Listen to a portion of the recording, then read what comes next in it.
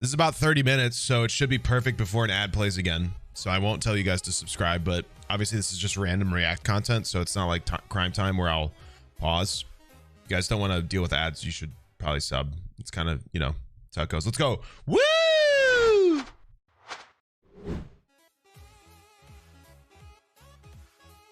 I'm very excited.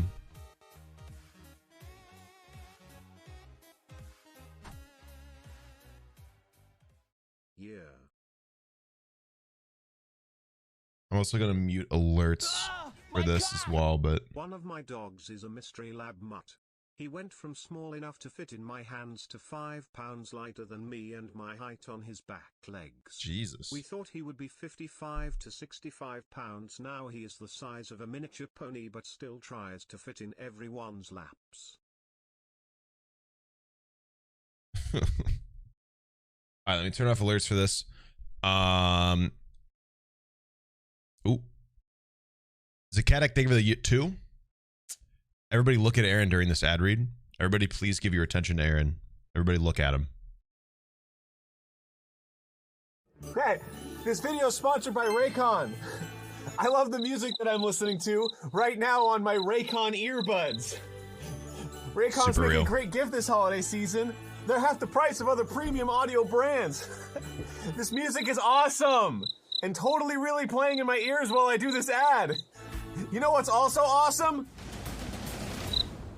The Raycon website offers free shipping, free returns, and buy now, pay later options, and even a 30-day happiness guarantee. She is not listening to music. You can find Raycon in stores now like Kohl's or Walmart.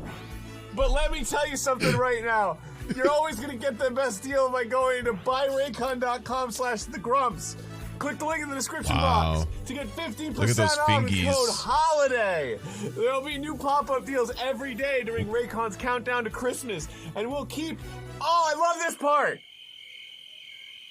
Okay, we'll keep the description box updated with the latest offers, but you can just, you know, just so you know, you can always go to buyraycon.com/thegrumps to get the best deals available on Raycon. I think he's listening to music, guys. I love doing this to the music we're really listening to. Thanks, Raycon!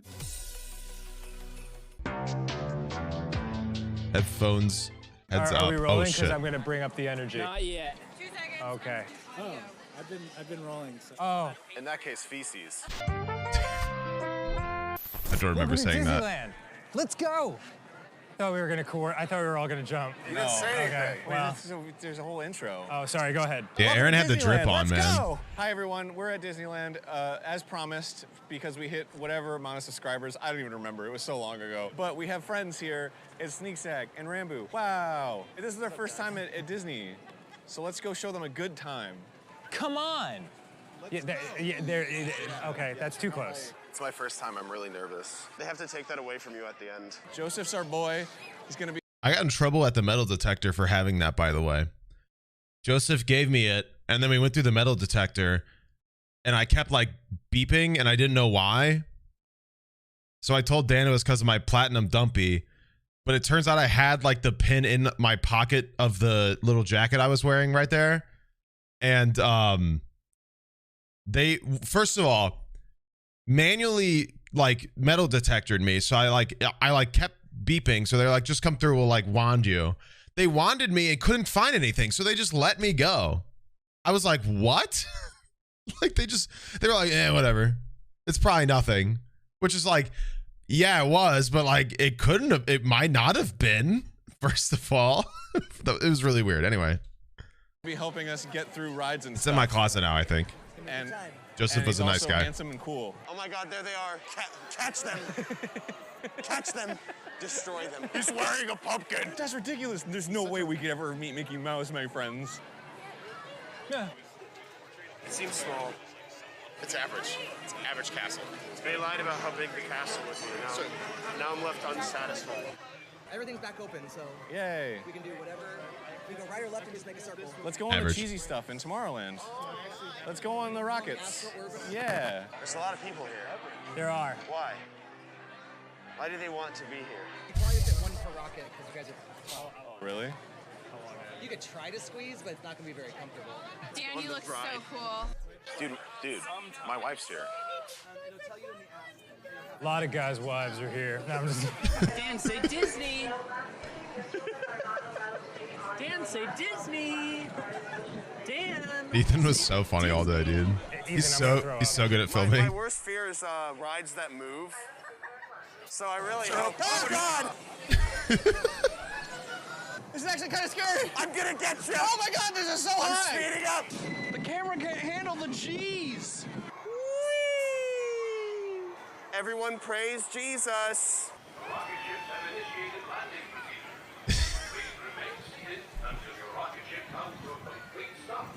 Rough landing. We're gonna just scrape him off the ground.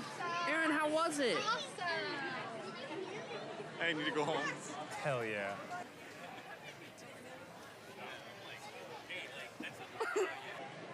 We need to stop NASA It's fine. I'm over it. before something like this happens again. Star fine. Tours. Star Tours. Oh, what's that walk? We're going to Star Tours. This is my Star Tours walk. It's patented. Don't use it, or I'll sue you. Do you think if you vomited hard enough, it would like seep through the mask? No, it would go like out. It would go like out. Who is your favorite Jedi? My favorite Jedi is. Normal conversation. Who are some Jedi? My dad's favorite Jedi. I've got a brand new pair of roller skates. You got a brand new key. Stop! I had to stand on my dot. Nobody was behind the camera. What? Sneeg, are you excited for this ride? He's right behind me, isn't he? Put it on the camera. Yeah, give it to the camera. Pass it back. Pass it back. Whoa. Oh, excuse me. I was pretty proud of that one. Oh, jeez. Oh, jeez. Excuse me. Oh, jeez. Last time I was on this ride, I peed myself. That was 3 weeks ago. Star Tours 1401, you are cleared for departure. I didn't sit next to Dan, so I didn't hear him say that.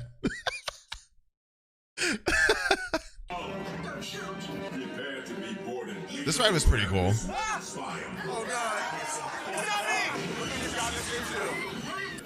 They just Aaron happened to be picked as the spy on the ride. Yeah, I sat next to a criminal. Messed up. Unbelievable. Pickle. Was that me? Did I call Yoda a pickle? Was that? Did I say pickle? Pickle. On your ship, one load to our cause you carry. The spy. It's not me.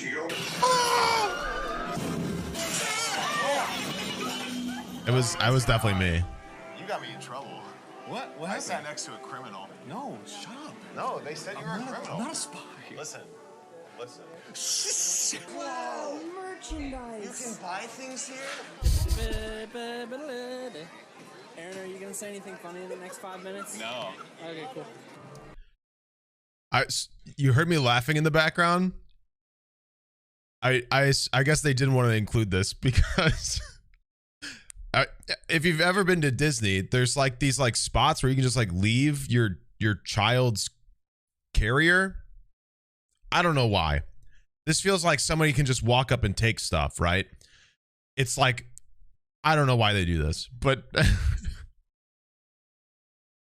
Rand basically said something about it being a memorial for all the children who didn't escape the rides, and it killed me. That's why I was laughing. Yeah. Nice theme park. It'd be a shame if someone farted on it. Aaron wants popcorn, right? Freaking me out. I want popcorn. It smells really good, to be fair. I bet you're wondering why we brought you here. It's because me hungry. Yum yum.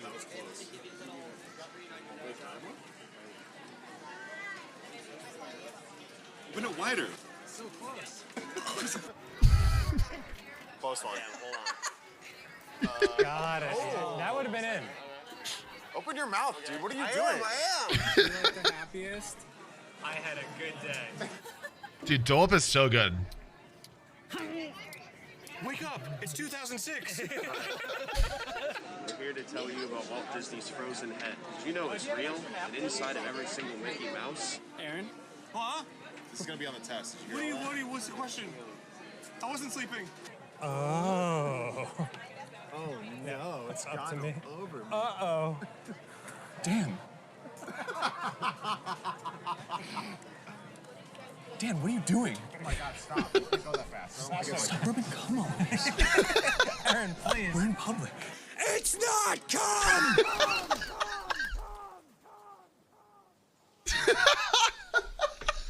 All these guys are worried.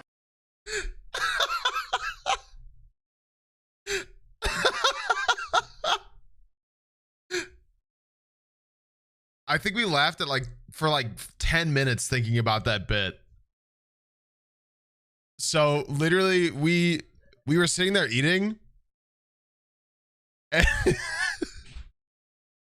Aaron, please. We're in public. It's not cum!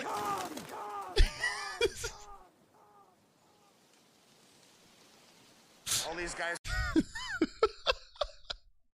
It's so aggressive. Yeah, well, I don't want to ruin the magic, but yeah, he voiced it back over because we were laughing about the idea of doing that, and then we were like, what if we got a child to look back disgusted, and then a fan found Dan and Aaron, and so they're like, dude, can you do something for us? So we just were like, look back like you heard something really strange and you're upset by it. And he that was one shot, he nailed it. It was really funny. Yeah, that was a fan. We were just dying, eating right there, thinking about doing that, and the birds flying up, he yelled it and stuff. I was really looking forward to it. They really nailed that. It was really funny. Guys are worried that they're gonna pee themselves on the rides. Not me. Not me. He just had to loosen some bolts. Stop it. So it sounds scary.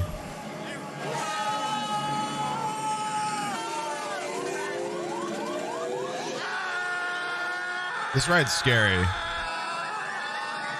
It makes my neck go crazy.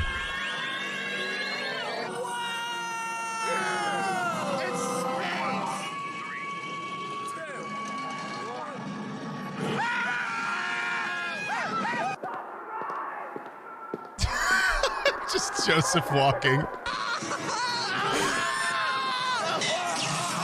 That's really funny.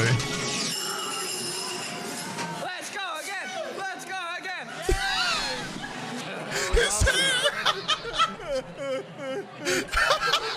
What was it? I shit myself. That was really funny. That is one of my favorites ever.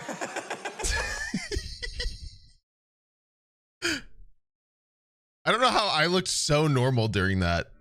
I don't know how, because I was freaking out the entire time, and I'm the only one that looks composed. I have no clue. I don't even remember the photo being taken. Ethan's face is perfect, though. Aaron, what's your favorite Disney ride? It's a Small World. Yeah? Yeah. Oh, that's the shirt I'm wearing. Yeah. Check it out. I conquered It's a Small World. That'll get me some street cred around here. I don't think I've been on Small World. What, really? Oh, it's my favorite one. I think mostly because my father hates Terrifying. Everybody hates it. Is now a good time to say that I genuinely don't know what this ride is? Get ready. This is a bad time to mention my fear of small children. It's a train! Look at that. Hi. Choo choo it. Please. What are you good for? I deserve it. My last glimpse of the world before I'm consumed. The happiest cruise that ever sailed. This ride is too scary for me. It was a little harsh, but, he wouldn't honk his train. Got a hat on. Look at his silly face, man. I didn't really want to sleep tonight anyways. Look, it's Peter Pan. Why is Aaron's mic crackling all over? This ride is terrifying, man. Boat, dude. I dislike. Ethan, could you come in a little closer, please? Thank you. They made a cut out of Mushu's head. It's only a little bit racist. It's like we're in the jungle now. The mics got haunted. How many people are in this world? Makes sense. Look at how big that elephant is, man. That's a hippo, Aaron. There's 3 whole people on it. Dude, look at how malnourished the cows are. Nice. Oh, that's awesome. They're dying. Oh, I'm glad we're now on to underwater. Hold your breath, guys. I feel like they don't play this song enough. It's Nemo! It's Nemo! We found him! Move me over. Dude, look at her go. That is incredible. What are your thoughts so far? I don't know what this is this supposed to be? It's a small world. Is this supposed to help me feel more in tune with the world? Oh my God, it's Tom Hanks! Remember when Tom Hanks got COVID? I remember he was the first person to get COVID. Fucking Ethan.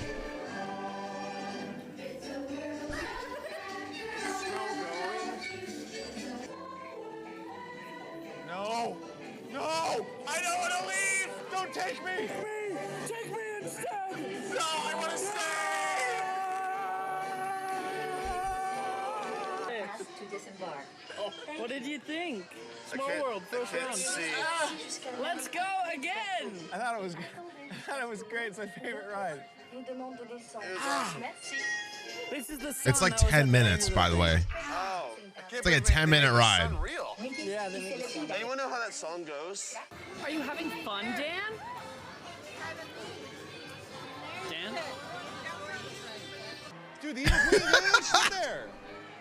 Get her. Get her. I don't see Now it. she's going away. What curtain are we looking at? The big window. Why would I lie about this? Yes, Aaron, we all see the evil queen. Everybody wishes they were me. Everyone is not me, only me. And I want to kill myself. Ding.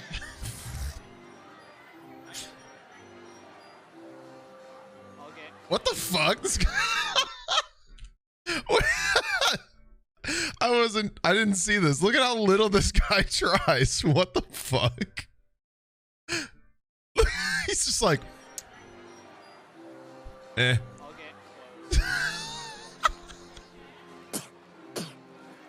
He's like, whatever.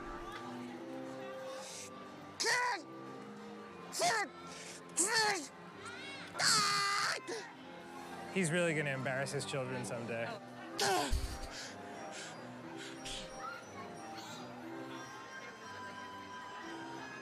This little backpack.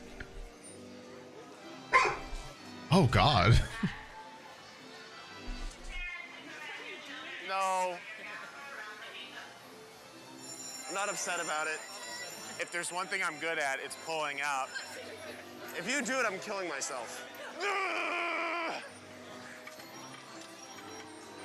I should I'll kill move. myself using the sword.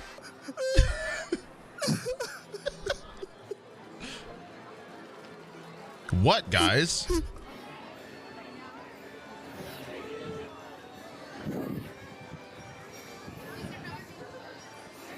No. Yo, we're about to get on Pirates of the Caribbean like a mouse. My dad's took me on a boat ride. How's it going? I'm just back here. I sure hope nothing bad happens. Wave at me. Shut up, dude. They're having a fine experience. I don't care. Wave at me. They're dying. This is like the most expensive, or it's not like the most expensive, but like apparently this is like the restaurant everybody wants to be at, and like the Pirates ride is just like next to it. So you like start, and you're just like going against the restaurant, and you can just yell at people. It is my wife and I's anniversary. When does Johnny Depp and Davy Jones kiss? That's at the end. Oh. When we got deep at sea, I used to jack off into the ocean. Times were tough back then. It's created some weird-looking fish. Oh, we're about to get cummed on!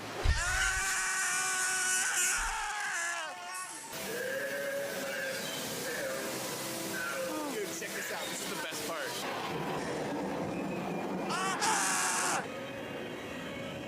Is anyone else like fully erect? That skull is a real skull, by the way. It's the one, yeah. What? Wait, these guys are dead? I can't believe we're witnessing all this pillaging. Dude, get his foot. Get his foot. Get a You whiff, people get a love that. whiff. Oh, yeah. Give me a sniff. No offense to Small World, but I think this one wins.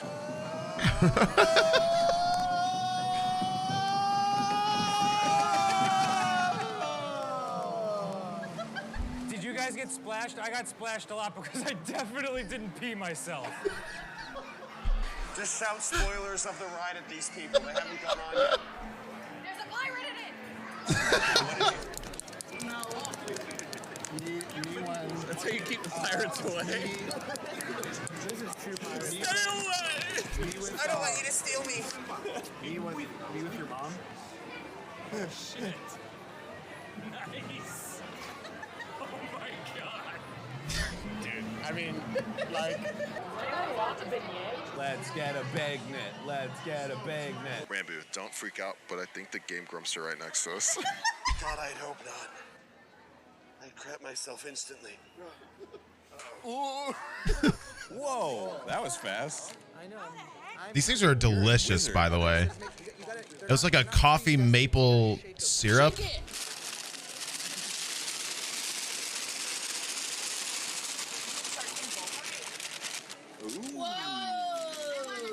So show me that beignet.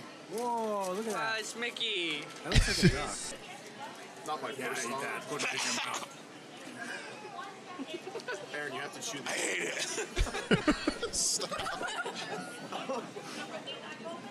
it.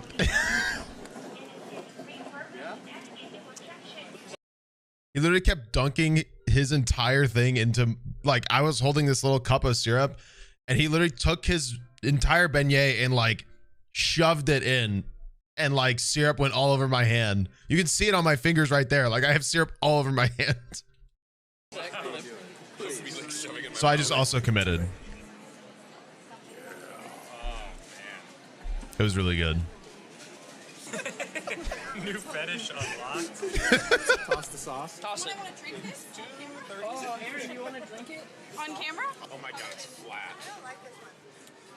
Oh. So was it good? Oh, Big Thunder Mountain. Oh, I love Big Thunder Mountain. Big Thunder.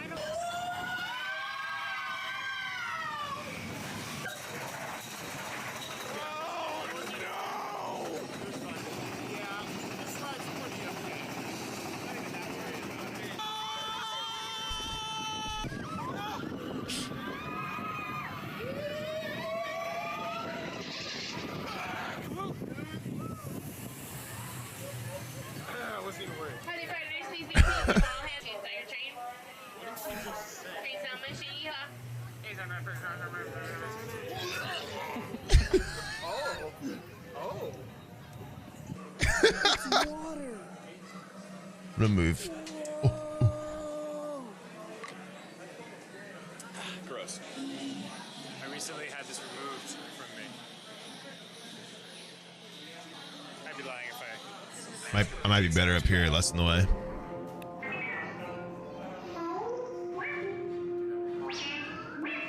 Yeah, I'm gonna.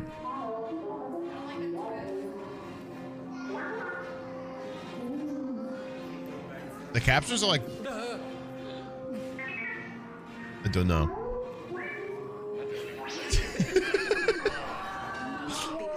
Is everyone assembled? I don't know what happened with the captions. It's that girl, Ray Romano. To general look on a secret base on the car. I'll regroup with you there. The resistance desperately more ships launch.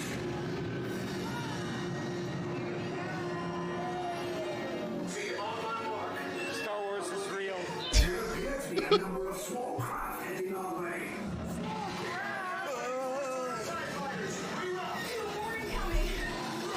Where are all those TIE fighters coming from? Star Destroyers. Now bring down your shields and prepare to be boarded. Exit now and prepare for your interrogation. I love getting interrogated. That means off the ship.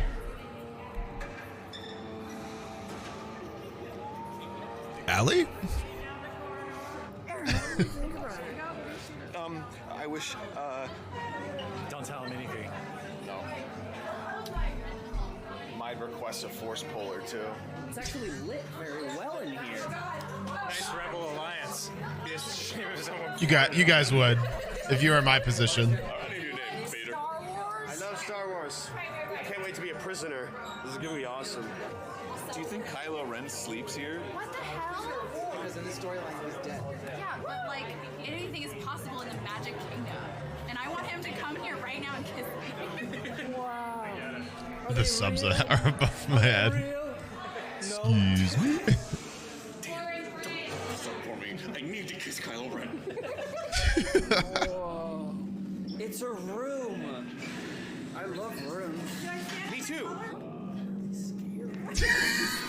What is Ethan doing? Chose the wrong side, and now you will pay. The resistance prisoners. You have what I want. You know the location of the secret base. I will return to finish this personally.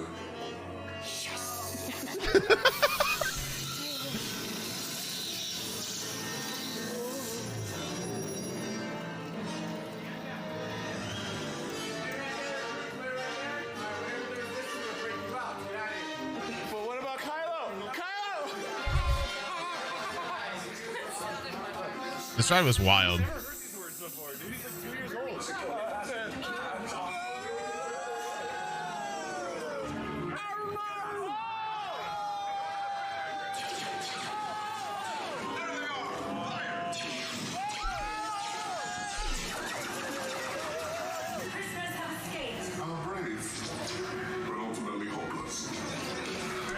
That's an animatronic, by the way. Nuts. The animatronics are weirdly so good. Yeah. That's a robot. Yeah. Robot. Crazy.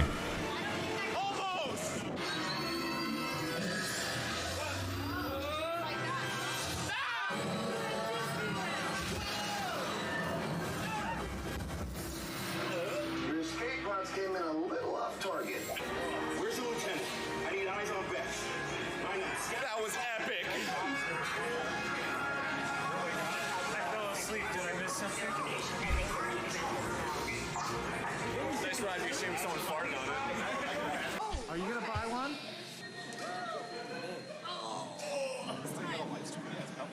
What'd you get? That's sick. You got that in there. Aaron, I have a gift for you. Open out your hands and close your eyes. Open it. Sure. Are his eyes closed? Oh no. Oh, so many Drugs. crystals. Good luck, Aaron. All right, listen, terrible microphone. Here's how it works. We got some red kyber crystals right now, but there's a very small chance that it might be a black kyber crystal. Super rare. You don't know if you're gonna get it. So. Oh my god. Oh, keep going. Also a robot.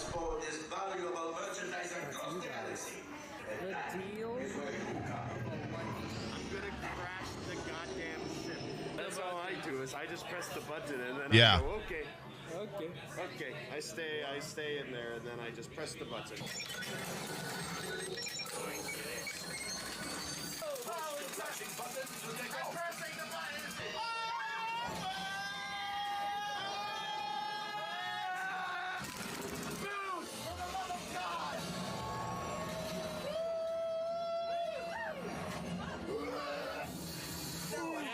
This ride's pretty fun. Hey, I did good. I got 100%. Rank of I. Damage report. Engine failure. Multiple motors.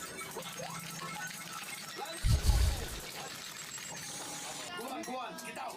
Hey, man. He's just trying to end the ride. We were just slamming buttons. Yeah, we got pirate rank. Just another day in the job. We won the game. I'm a pirate. We are a pirate. Bless you. Pirate bird. Did you know TikTok is actually a way for the Chinese government to backdoor their way into your phone? What are you guys looking at? Leprechaun's in there. Wake up. Do you think he's dead? Yeah, I think so. Aaron, please. I think they sealed the door. I gotta hang on like a mom in a car with a dad that makes a weird turn. Whoa, honey. This ride was cool. Slow down. Hit the whip, Aaron.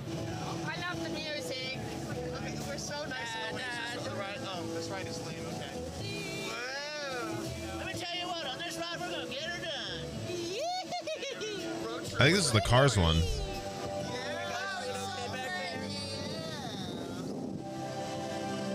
Yeah, this is, I think.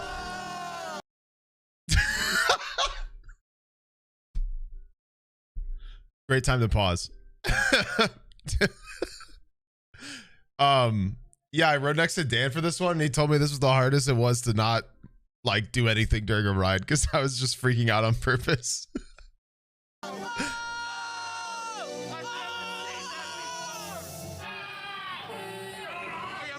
drunkest driver. Welcome to race day. Champion needs speed and style. Luigi, give our friend your best.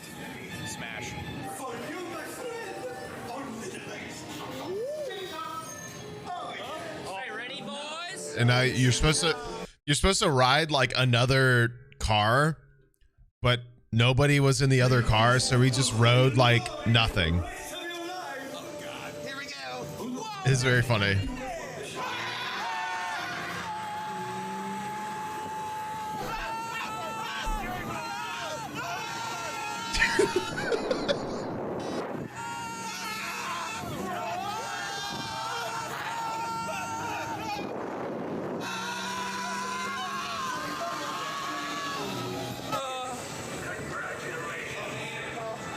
I'm not a racer. I don't have it in me.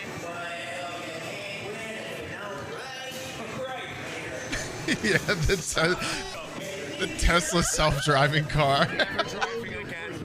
I'm taking the train. Never driving in America. Werewolves loaded. Gosh, go get him.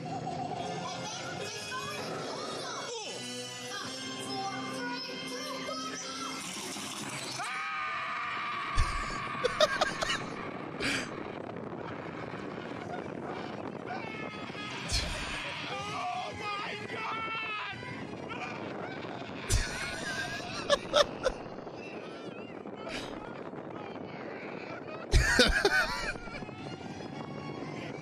So good.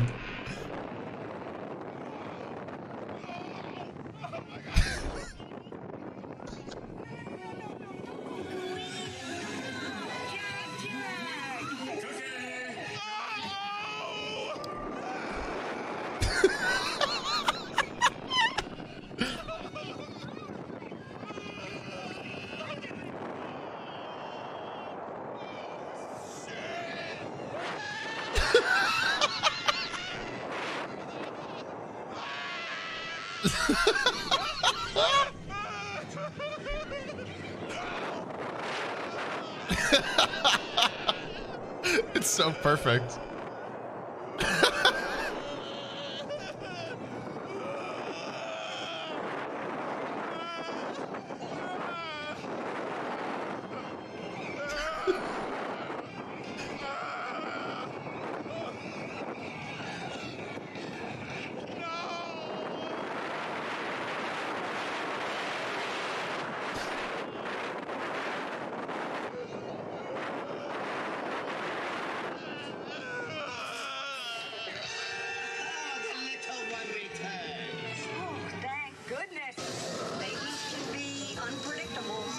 When does the roller coaster start? Hey everybody, thank you for joining us on the 10-minute Power Hour. This is a very special episode. It's totally nighttime and the end of the day now. Yes. So thank you, Sneegsness, Rambus, and Carl. It's time to say goodbye. Where can they find you? Twitch.tv/Sneegsnag. That's excellent. That's right here. I live in the UK, so you probably won't be able to see me. Can't wait. And you can find me at your dad's house.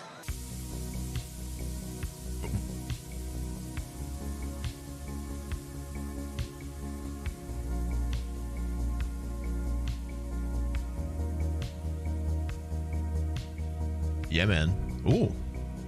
Oh, there's more. Hold on.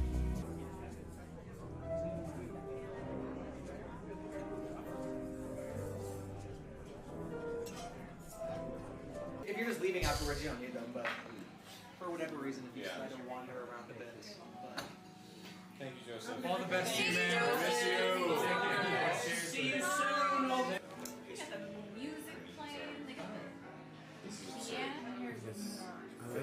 What was that? What was that caption? Absurd? I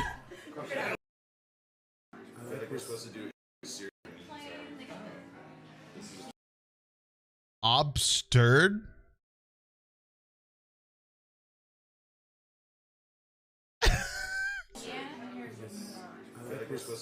I didn't know absurd was spelled like that. You gonna do magic trick? My good boy Ethan got me 5 red kyber crystals that could contain a black kyber crystal. I'm calling it. I think it was Club 33 or whatever. The very fancy one, yeah. I had a swordfish that was really good. Yeah! No! That's bad. Anyone can get red. Red. Hell yeah! Yeah! Carthays. Yeah, thank you. Not how this was supposed to go. Number 3. Red. Uh-oh. Frankly, I'm pissed. I heard your friendship's contingent on this. Yeah. Number 4. It was $90. Red. Yeah! Red the last has to one? be on the last one. It's red. Thanks, Ethan. I really appreciate it.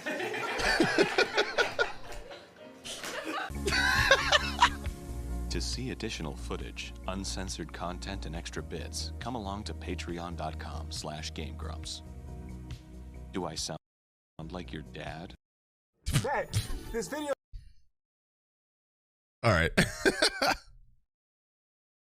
Yay! Fun stuff. Great time. Yeah, Cheeseman's not doing so hot. Yeah, I did see Daniel Cheeseman, but he was in the... I think he was in a bag to prevent him from reeking. I can't remember.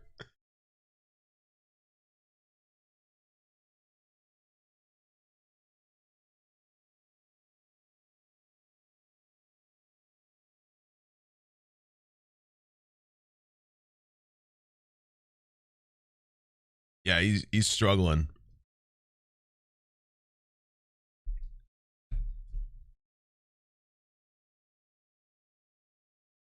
Yeah, man.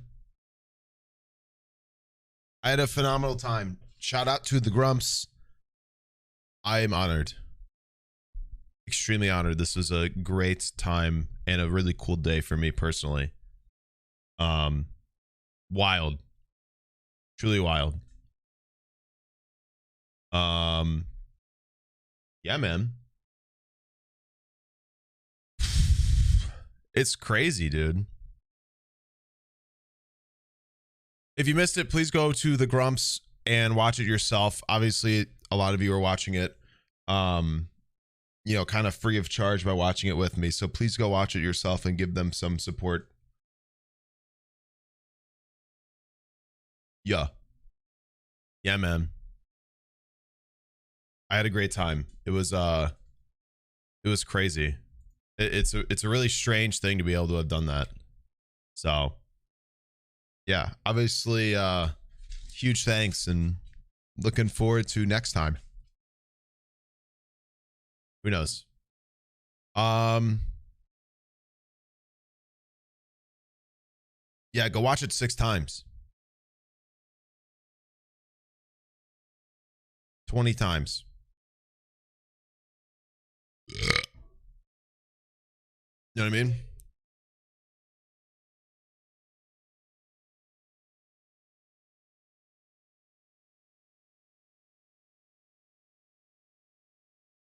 Great time, great video, great people. What else shall we react to today, chat?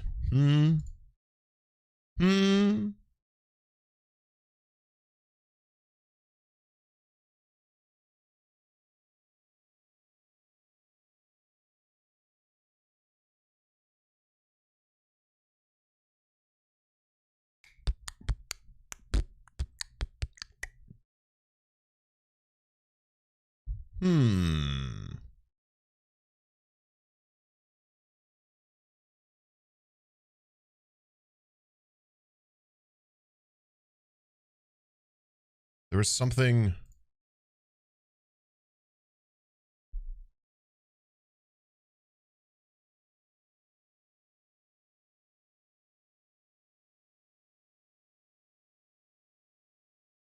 There's something I had in mind. I can't remember.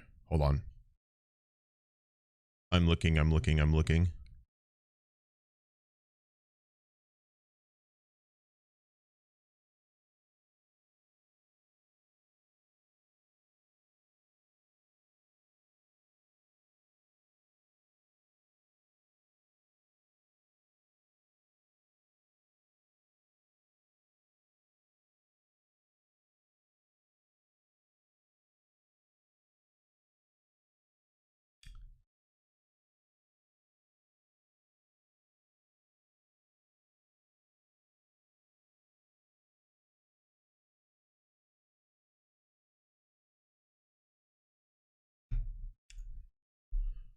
Do.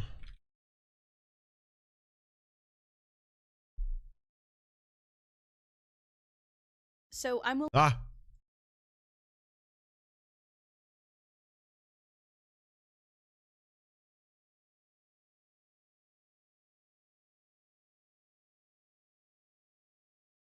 Hmm.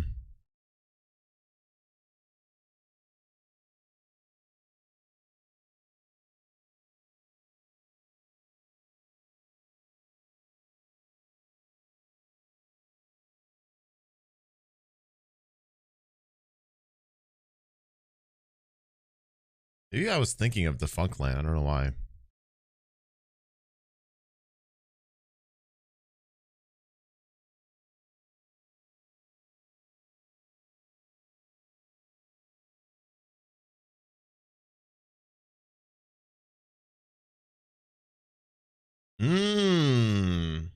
I've got a good one. A very topical subject.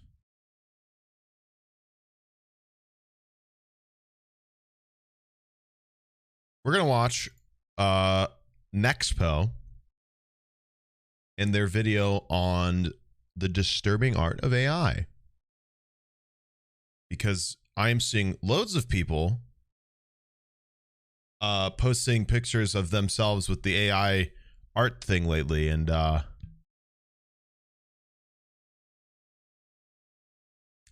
obviously people are free to do their own thing,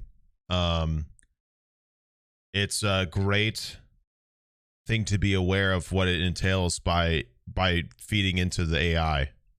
So just so you guys are aware, and I can read up on it, and you know, all that jazz. Let's do it.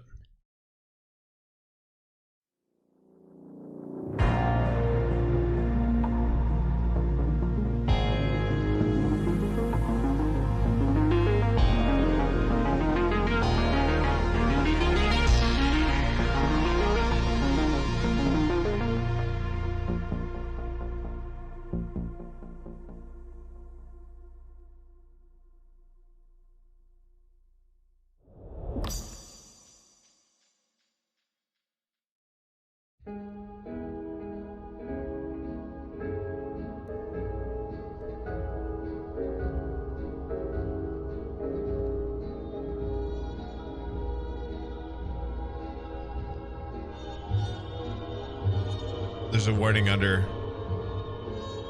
a warning under me that says the video contains imagery that some viewers may find disturbing, so just a warning to anybody who that might affect. I assume it's going to get weird. This is indeed a horror channel. If that's not obvious already.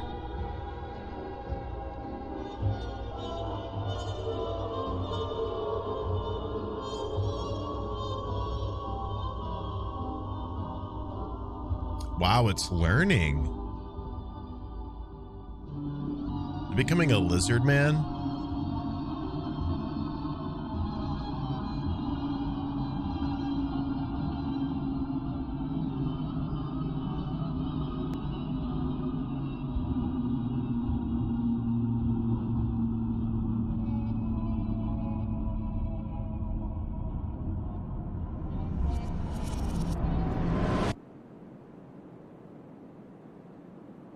I like this channel already. It's Tuesday night.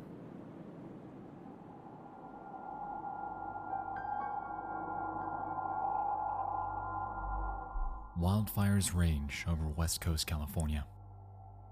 CD Projekt Red announces DLC. And over in the furthest reaches of cyberspace, a musical artist named Supercomposite makes a discovery.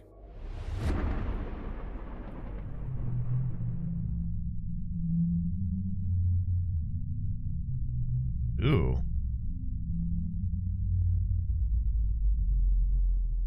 She experiments with AI-driven art, made possible through inputting text prompts into machine learning systems like Stable Diffusion, DALL-E, and Midjourney.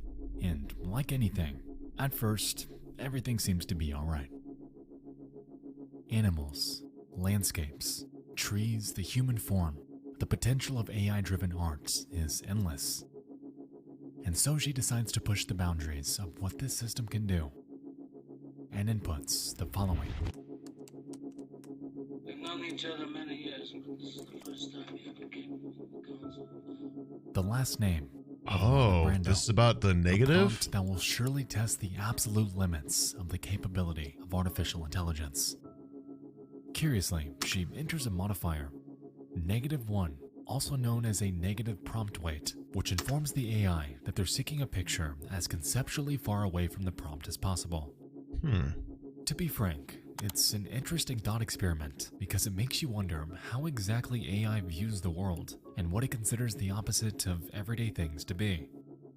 I mean, what do we consider the opposite of everyday things to be? If I asked you what the opposite of birds are, what would you say?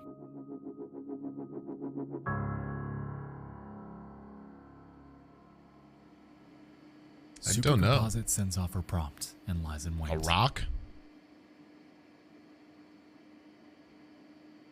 The minutes tick by without much concern until finally. You guys can go further opposite than another living thing. I mean, a part of a bird is it's alive.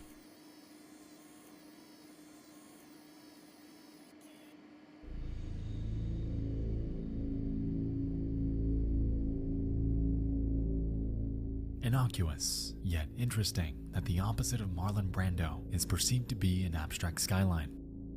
Written on it appears to be two words, Digita and Pentix, and in the background appears to be text on a white page. Curious, she ponders if the inverse of this photo would result in a picture of Marlon Brando. And so she inputs another prompt and sends it off into the vast unknown.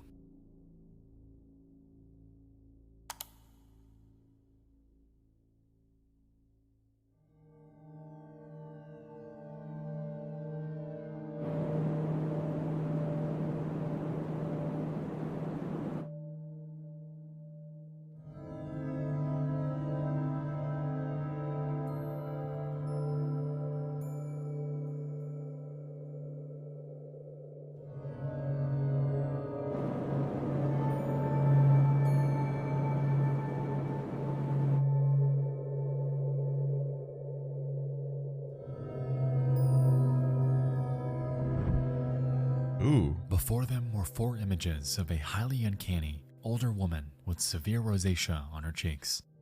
She bears prominent cheekbones, has dark-colored hair, and can be seen within a living room, in what appears to be a hospital, in a bathtub, and against a green wall with just one discernible word above her. L-O-A-B. Or lobe. Over the next few days, Super experiments with their creation, curious about why and how Loeb exists. She eventually employs a method named AI image crossbreeding to combine one of Loeb's photos with a completely separate one that her friend created. However, instead of this combination resulting in Loeb's demise, or innocuous photos involving this tunnel, what comes to fruition is something a bit more grotesque. Through some kind of emergent statistical accident, something about this woman is adjacent to extremely gory and macabre imagery and the distribution of the AI's world knowledge. Since Loeb was found using negative prompt weights, her gestalt is made from a collection of traits that are equally far away from something, but her combined traits are still a cohesive concept for the AI, and almost all descendant images contain a recognizable Loeb. In nearly every image, Loeb is distinct and embodies the physical manifestation of the repulsive and uncanny. That's so weird. This AI is somehow creating images that perfectly encapsulates what terrifies us, wrapped up in a myriad of situations like family portraits, loitering within an office building, looming over children like a reincarnation of Jesus Christ, and even standing by after what appears to be a murder by her own hand. I was not expecting it to go this way. But it doesn't stop there, as the correlation between Loeb and the idea of malformed, mutilated imagery was merely beginning to take root. The Angel Hallway plus Loeb also produced art with such copious gore that probably very few people want to see them, but here are two. I don't feel comfortable posting the most disturbing ones. They're borderline images of dismembered, screaming children. There's something moving to me about these grotesque scenes and the desperation, panic, and sadness that they convey. Again, these are produced with other images as inputs and no text. They're the result of crossbreeding of images of Loeb with pictures of other things. The images that result from crossing Loeb with other images can in turn be crossbred with other images. The AI can latch onto the idea of Loeb so well that she can persist through generations of this type of crossbreeding, even That's without so using weird. the original image. I hate that. That's freaky. From here, their journey down the Loeb rabbit hole continues. As referenced, her persistence in existing within each resulting photo is striking, and even when they try to get rid of her, to distort her out of existence, she remains in immensely uncomfortable scenarios. Why would the AI latch onto it like that? Ooh. With a child clinging to the human form. Ooh. Locked in time as a clay statue. Deformed by unknowable technology. Lurking, watching from the dark. Trapped within a Stephen Gamble canvas, painstakingly out of place. Abandoned as a lifeless child. What the fuck, man? That's Trapped in the crazy. deep blue. That's crazy how the facial features are so consistent. In eternal pain.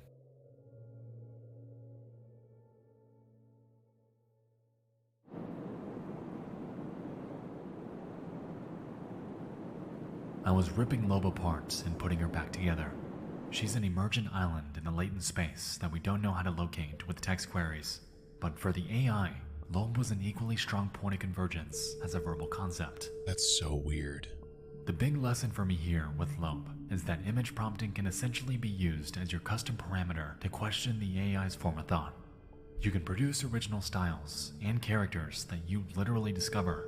Negative prompting can help you find emergent accidents, much like Loeb, too. This is largely where her thread ends. She claims that she'll update it with further pictures of Loeb as they're created, and that's a promise that's held true. To this day, they're still adding to it, and this thread in its entirety serves as an interesting dive down a surreal, uncanny, and dreamlike rabbit hole regarding this undisclosed AI art generator and its bizarre affixation with this one specific face. As we can recall, the original prompt referenced the inverse of Marlon Brando, and the resulting image was nothing like any human would logically expect it to be. It was an abstract skyline. So how did this come from this?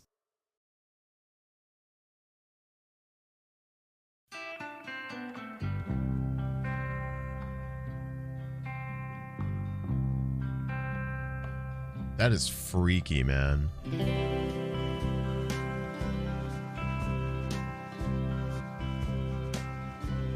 I truly thought this was going to kind of go along with like the risk you run by feeding yourself into AI art. But I guess, I mean, this is kind of better. This is insanely fascinating. I mean, I understand the issues and the concerns with the AI art, but this is a different kind of like interesting for sure.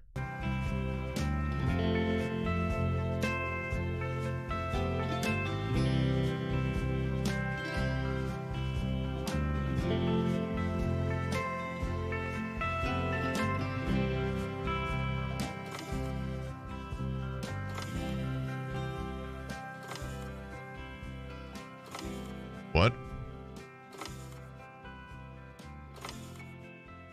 Excuse me? Grandma?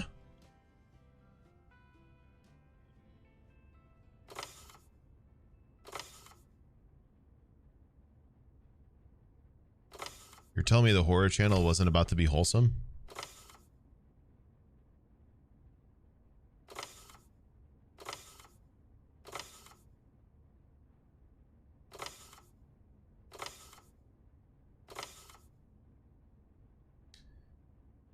Yeah, Grandma's got a weird group of friends, guys. Oh, there she is.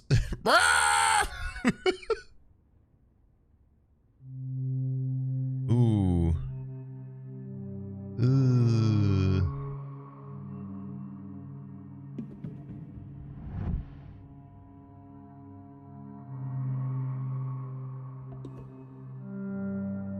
Why are AI creations so unsettling? What is it about these images that causes this inexplicable dread? The program I was utilizing to make this slideshow and throughout this entire video was Stable Diffusion, and in the process, I learned quite a few things about it. When you make your input too specific, you may happen upon exactly what you're looking for. The AI is, in a way, constrained by what you feed it. However, if you take away the specifics in your prompt and really allow it to spread its wings and create something for you, well, that's when things get interesting. Anomalies, much like Loeb, await, hidden away within the confines of something called latent space, or the medium in which AI recreates the features it's been fed. You may have seen other examples of this idea before, notably with a Twitter thread from June in which this person discovers what Krungus appears to be a demon after inputting a completely made-up word. Krungus. Krungus, they called it. Which sounds like is a name pretty I would creepy make up. and is even something you can discover yourself. That's crazy. But it isn't just disturbing, off-putting creatures and faces. That's that so the system weird, excels in. man. And the span of AI's weirdness isn't always as straightforward as entering a text prompt that we know will give us something scary. As a matter of fact, one of my favorite examples of artificial strangeness dates back years. So let's pause. And let's head back.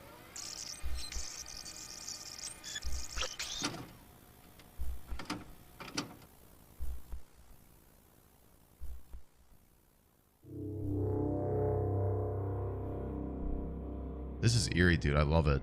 I actually love it. In 2019, an anonymous programmer going by none other than the girl who talks to AI set out to create a simulation of the human brain by utilizing a system known as a Generative Adversarial Network, or GAN for short. GANs essentially become trained through machine learning to take in millions of existing stimuli in order to recreate an idea. In this What case, the fuck? the system was tasked with creating a face, and after prowling through millions of existing photos, it spit out this one. The programmer, however, had a curious idea. Since the AI's entire worldview is constrained by the sum of its inputs, what would happen if it were to slowly forget the very thing it was trained for? And so, with the AI's neurons visualized to the right, she shuts them off one by one until this face distorts into something completely unrecognizable. That's so insanely clever. They literally, yeah, they gave an AI dementia. Like, obviously a little less literal, but like in a way, because that's what it is your synapses are being like the connection is crystallized, so it can't go from point to point anymore. That's crazy, man. Synthetic deconstruction and afflictions of the human mind. What a crazy idea. This project serves as a curious looking glass into the realm of neuroscience and how we as individuals perceive life around us. The way that face slowly distorts into a faded memory, leaving the remaining neurons scrambling to fill the void, leaves us with an end result that is haunting. And to this day, this remains as one of the most fascinating AI curiosities that I have ever seen.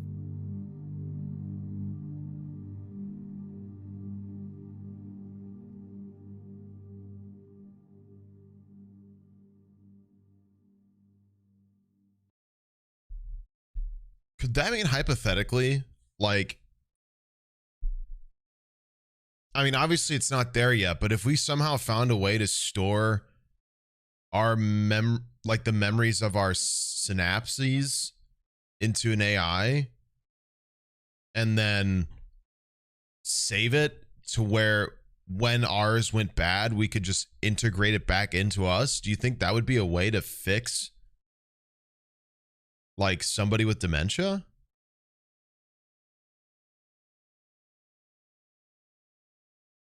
That would be crazy, man. Like say that you get diagnosed with like early onset dementia, like it's probably coming. And so to try to salvage or to even fix it, because they could maybe at some point we could see, yeah, like a literal save point. Like they could take out the crystallized synapses and replace it with the AI fed synapses that you previously had. And could put, I mean, obviously it might not stop whatever you're dealing with, but it could like fix whatever it's been affected by. That would be nuts. Or early detection. I didn't mean early onset. I meant early detection. You're right. That would be nuts, dude.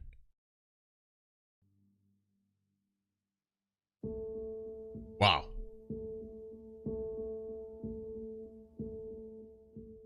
Loeb is an eerie case study. Someone that has successfully cemented herself in the online sphere. And while the reason behind her conception and why this AI somehow latched on to her oddly specific facial features and tied them to macabre, disturbing imagery is currently unclear. What is certain is that her persistence has left us with an interesting revelation.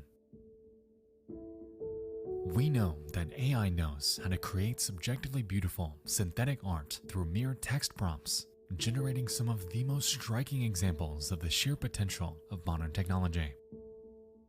With that said, who's to say that it can't excel at the opposite?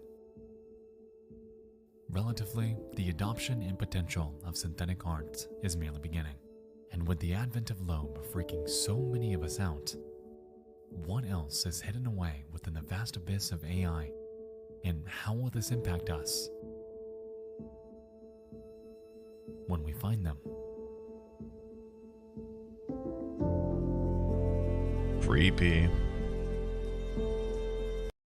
Very creepy. What was that?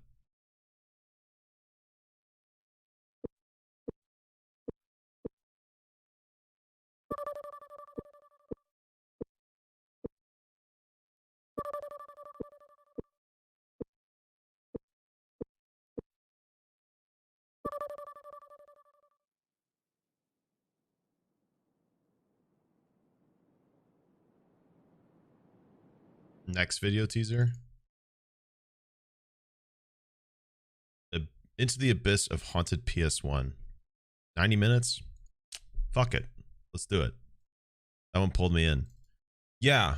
Well, before that, to conclude, I guess, you know, I did think it was going to go more into like the harm that AI could cause in terms of like legal rights and stealing of art and stuff like that.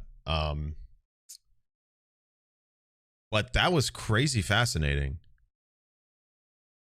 I mean, obviously, I do think that sort of stuff is really concerning. I think with a lot of new discoveries, there's always really awful ways it can go.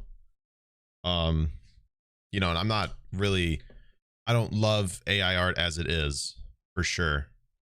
I mean, I think much like most things, there's something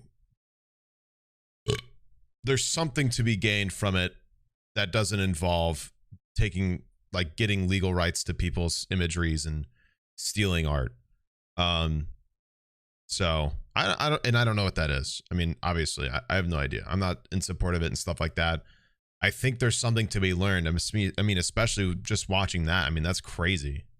I don't even know what to say about that. That's nuts. I don't even know how any of that works. I don't even know how. Yeah, literally, I don't even know where to begin with that.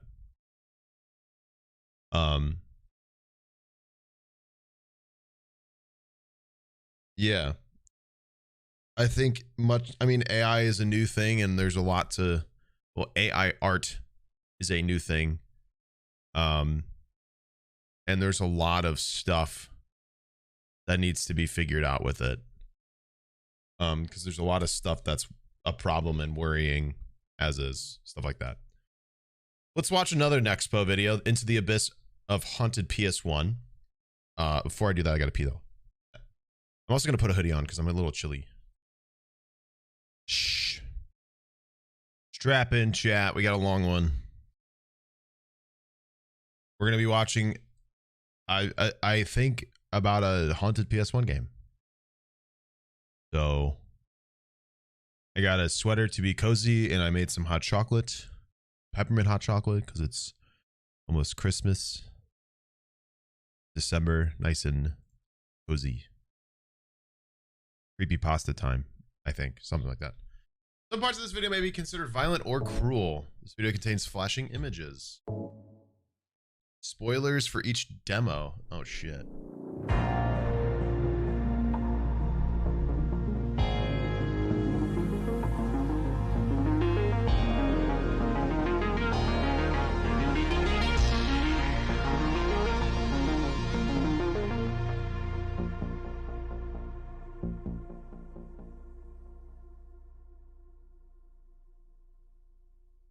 In the past few years, a trend has cropped up centering on something very dear to me.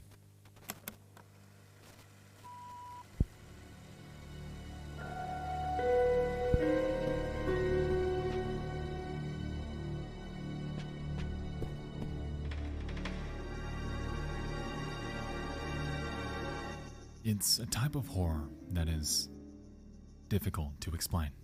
PlayStation horror. It's one of those things where once you're in it and really stop and look around, it hits you.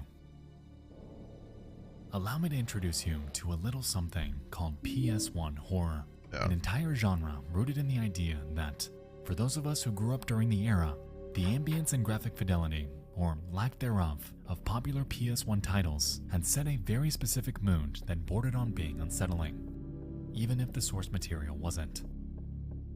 The maddening, low-poly silence of Shadow Man, the absolutely haunting rigidity of Juggernaut, and the surreal, unexplainable amalgamation that is LSD Dream Emulator has made for an entire generation of games so unintentionally scary that they've spawned an entire genre of modern titles that have set out to emulate the conventions the PS1 brought upon us. The developers behind Puppet Combo and Chilla's Art are some of my personal favorites employing this style, and I highly suggest you check their games out if you're looking for more after this video. Tonight, I'll check their games out. What do you call Chilla's Art are some of my Puppet Combos and what? The developers behind Puppet Combo and Chilla's Art are some of my personal favorites employing this style, and I highly suggest you check their games out if you're looking for more after this video. Tonight, however, I would like to focus on something special. A new Halloween tradition that I would like to start with you guys, centering on a little something called the Haunted PS1 Demo Disc.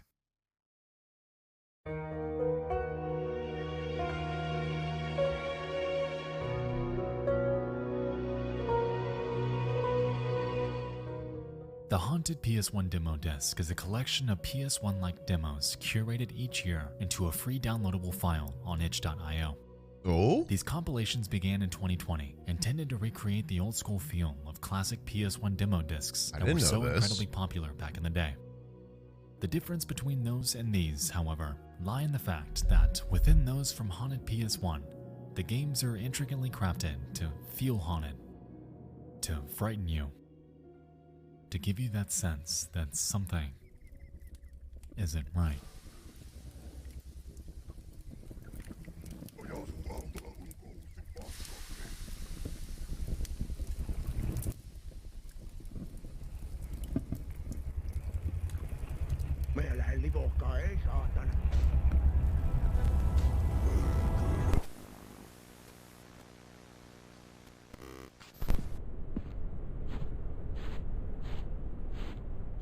Unlike traditional demo discs of yore, Haunted PS1 establishes a very specific mood for each of their collections.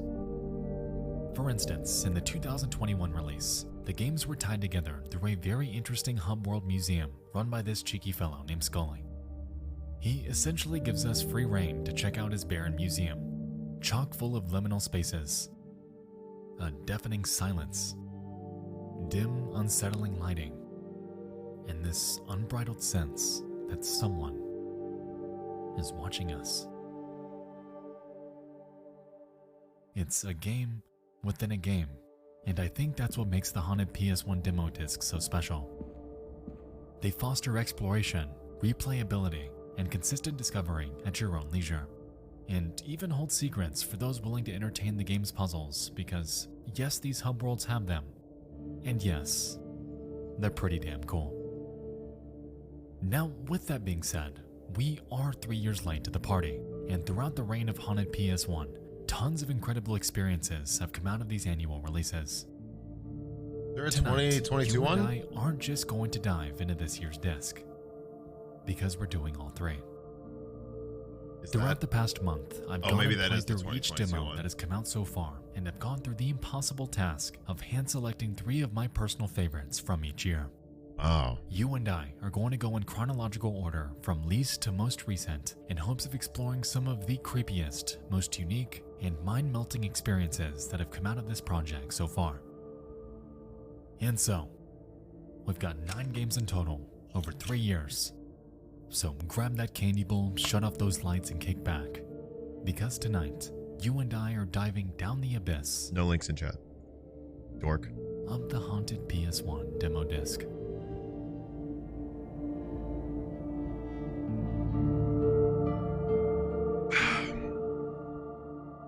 Don't pet the mods. I did that. Mods are sleeping.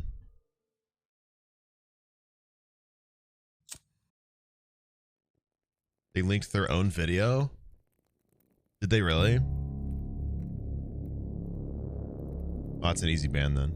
Oh, they made the account 14 minutes ago. A crackle of static. Yeah, they're a gone. Lingering sense of dread crawls Brother. across the floor. You sit alone in your room. A dimly lit memory repeats in your head. 17 demos too horrible to describe keep you from your bed. Each one a personally crafted nightmare. You've tried to tell the others, yet no one understands. A CRT you don't remember owning flashes to life. Frozen in place, you look upon the flickering screen to spy a dismal, bloodied scene. A cracked and faded jewel case sits close beside. A pale gray plastic box sits in front, emitting a low whirring noise. Will you take to the controller, or let yourself be taken over?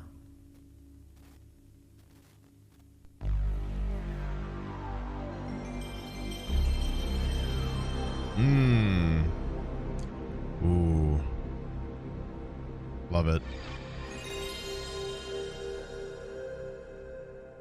PS1 intro always hits. Honestly, all the PlayStation, like the PS2 one is also super, like the PS2 and 3 one is also like really good. It's just like different. That one's so good though.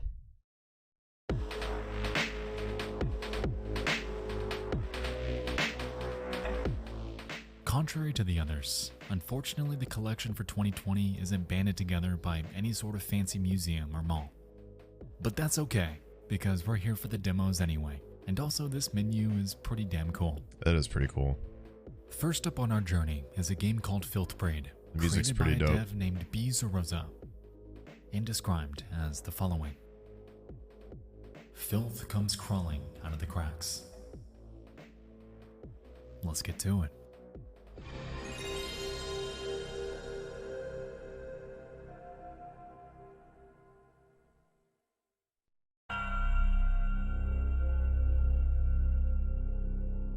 We're watching a video on the Filth Haunted Braid is a PS1 short demo game, games. but is one that packs a hell of a punch. Here, we take the role of an amateur detective, dispatched to investigate a string of strange disappearances that have taken place around Detroit within the past few months. Reportedly, a truck driver named Lewis Burton is the prime suspect. However, rumors have been circulating about him being abducted by this strange group and held captive in an unknown location. Luckily for us though, his semi-truck has been spotted near an old warehouse, and so we're sent to investigate.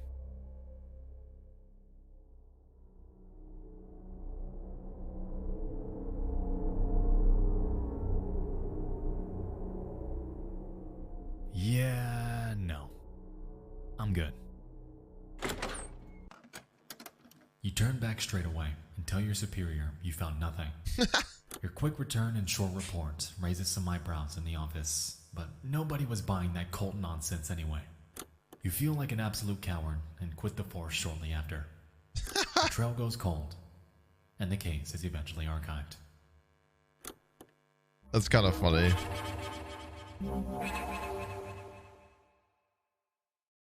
It's funny that that's even an option. Ultimate wuss. There you go. Alright, for real. Yes, this game does have multiple endings, and yes, you can wuss out. For those willing to see what lies within, however, you're in for a ride. Yes, let's do it. We begin within a warehouse. It seems to have been abandoned for quite some time. Trash lines the hallways, and notes are scattered, giving us some backstory on the world being built here. Kind of PT-ish. Within them, we get references to people I hate changing it. into something inhuman. Roaches breeding within a person's mouth. Every time I wake up, there are roaches in my Even a mouth. mention of someone called The lice mother. the lice mother. It's clear that something beyond our understanding has taken place here. Lice Contrary mommy. to our initial belief, it seems like this place may not be abandoned. After all. After poking around a bit, Shout out, please. Shut the fuck up, idiot. There's your shout out. we eventually encounter a gun. Get a life. And, well, It's free of you know charge. what that means.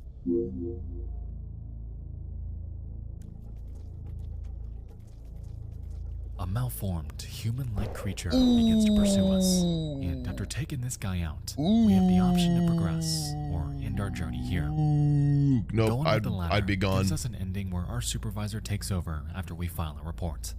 And ominously, after sending veteran officers in to investigate, they return with maimed legs, infested One makes with it back. strange larvae. Jesus. They mention something about feeding mom.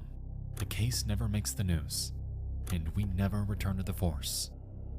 Ever again. Gross. Upon heading back in and towards the back rooms, we'll begin to find that insects are slowly becoming more abundant. Weird sounds can be heard in various rooms, and this strange heat emanates through doorways. Oh. After heading upstairs, we encounter a podium holding a book with text in an unknown language, because cult. However, where things really get squirmy is when we finally find the guy we were dispatched to catch. Immediately in front of him is a path to a basement, and upon exploring it, we realize that the place is heavily infested with massive insects that prowl the walls around us. Egg sacs adorn the floors. Ooh, God. And an unknown fluid resembling bile festers at our feet. Unfortunately, there's not much else down here, and from this point, we're left with no other option but to leave, thus bringing us to our third and final ending. With this one, our supervisor takes our Kafka. report, even though it is absolutely batshit crazy, and in response, he suggests that we take a break. We do, and come morning, we wake up to the news of a massive fire at the warehouse. Everything is gone, yet 12 inhuman shells of bodies have been recovered. And after its initial wave in the news, the case of Lewis Burton is presumed forgotten. Ooh. Cool, man. Love that. Filthbreed is a very effective, eerie little game based upon a grounded, relatable premise. I think what makes it so scary to me is the fact that Bugs this in the entire crotch, game or- feels like one very brief yet disturbing nightmare that the protagonist can hardly wrap their mind around. The finer details of who these people are, why they're here, and what the fuck is going on with these parasitic larvae are never fleshed out. It's not even something we care to learn more about. Like any normal human being, the first thing we That do is cool. is bury it to get as far away as feasibly possible from ever reliving the hell we just went through. That by is the very hands cool. Of creatures completely alien to any. I like that though, because like, it's a good point though, because it's not that it's a bad thing, but like so many games have so many things where you collect them and it explains all of it. that like it's tedious. You know what I mean? And it's really cool to like when horror games kind of leave the skin crawly feeling to the imagination. It hits in a different spot that like other types of horror can't. But it's also kind of like it's partially why like the back rooms was so weird at first. Because like it's a situation that all of us understand is weird. And we can't explain why, but the mystery of the situation is terrifying. But then comes the explanations and it loses its luster because the explanations bring solace.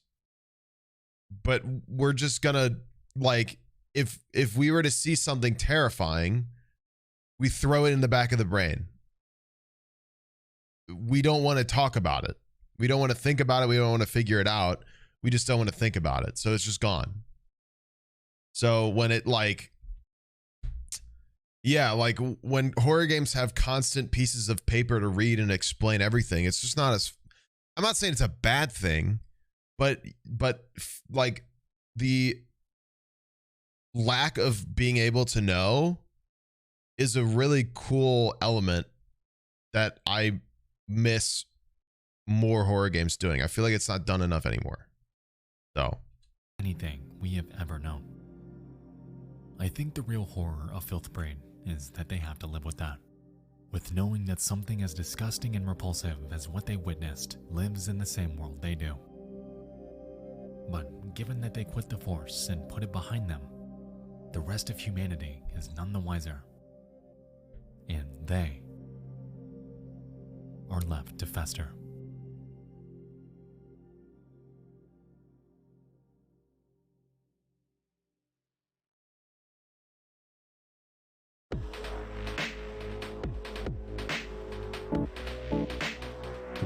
Such a cool menu. That menu is so cool, man. Sam receives a strange tape in the mail. Watching it brings her back to a deeply unsettling place that seems strangely familiar.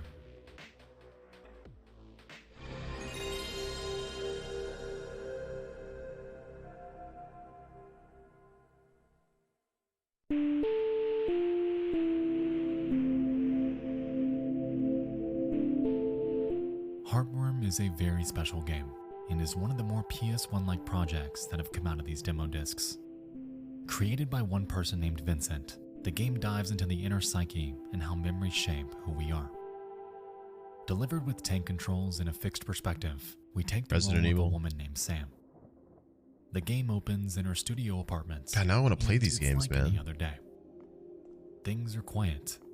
Our book sits on the coffee table, and for all intents and purposes, life is painfully ordinary. Do it? Yeah, but I want to watch this. Curiously, near the back wall is a document, and after inspecting it, we learn that it's a clinician's evaluation for Sam.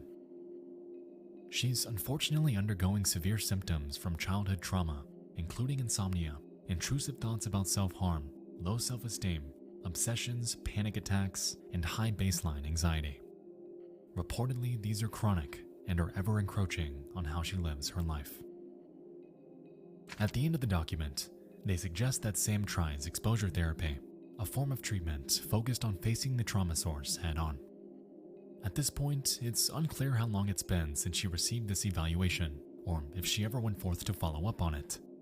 But what does become immediately clear is that we have a visitor. Oh boy.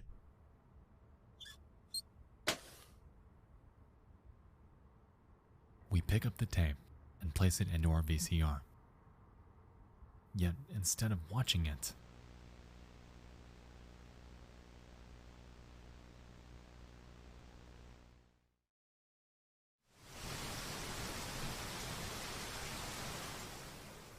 we live it.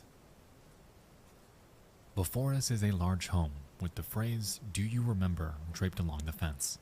And with this message, the implications are clear.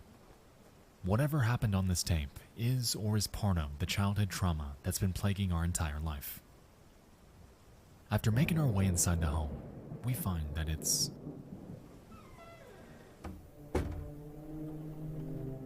strangely quiet. Novels about trauma-based hallucinations are scattered across the desk.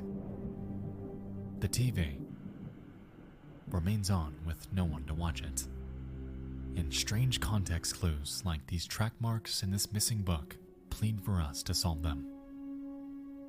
For most of the demo, puzzle solving is what we do. We take the key and make our way to the garage. We discover a novel about fearing death. We find the missing book. We unlock the basement. And towards the very end, we find a letter. Sam, I tried calling, but your phone's disconnected, and I didn't know what else to do. Everyone's worried. Your boss called Mom, and she said you stopped showing up. I called Jane, but she said she's not talking to you anymore. I know I haven't always been there for you, but if you need anything, I want to help. What's going on with you? Is this about what happened? It was 10 years ago, Sam. It's not your fault. You can't hang on to this forever. I love you. Please call me.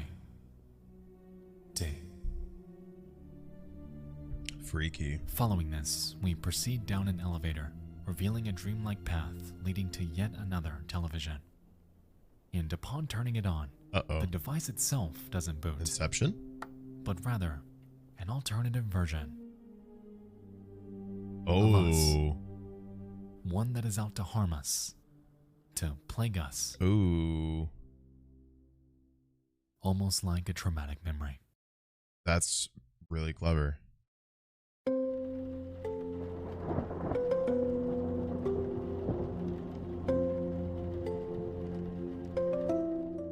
The Heartworm demo is, by every stretch, a walking simulator that ends on a very effective cliffhanger. For those with a keen eye, however, an inventory system does exist, and in the full release, yes, there will be combat, and yes, the world becomes fully realized. Oh. Yet, even aside from all this, the small snippet of atmosphere we got was masterful, and there were moments when I genuinely had to stop to soak it all in. Wonder what the progress on that is.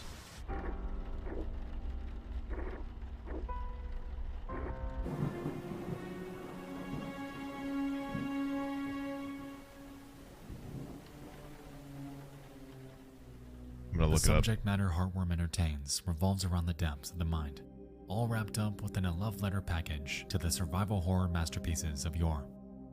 The dev is a one-man team, and if you're interested in helping them realize this gem to its full potential, Ooh, it's on Steam. They welcome any and all help they can get.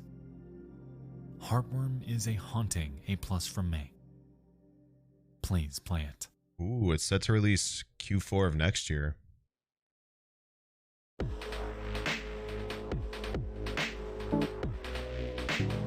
Hold on.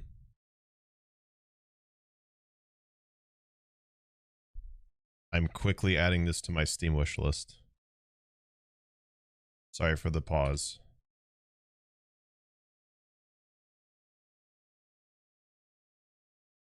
Yep. That's really cool. I like that. Let's keep going. Neko Yume is an ambient exploration game in which you traverse a cat-filled dream world. Cat?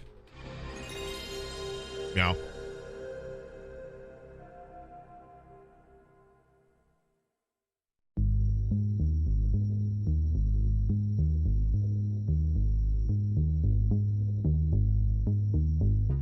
At this point, everyone knows about That's a weird LSD looking Dream cat. Emulator, a surreal dreamlike walking simulator with no defined goal. To this day, it's one of the most recognizable video games ever made, primarily due to its randomly generated worlds, vivid colors, nonsensical textures, and other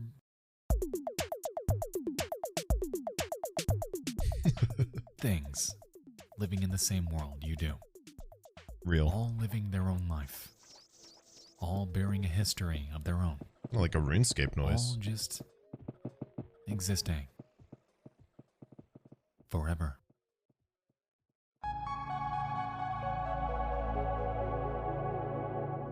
Enter Neko Yumi, a game developed by Modus Interactive and heavily inspired by LSD. From the get-go, the similarities are abundant. The main menu is the exact same, the visual style, the exact same, and the absolute off-the-rails inexplicable weirdness.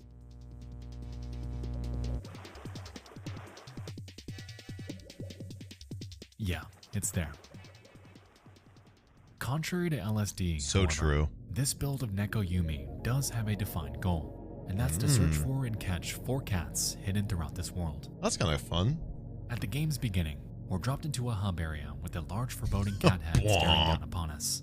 We initially have no idea who it is or what it's for. Me when I'm sniffing. Who am I kidding? Making sense of anything in a game like this? Hopeless.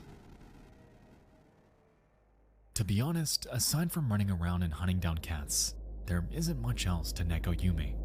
But I think that's okay, because the takeaway from its experience isn't so much about the gameplay, but the abstract environments given to us.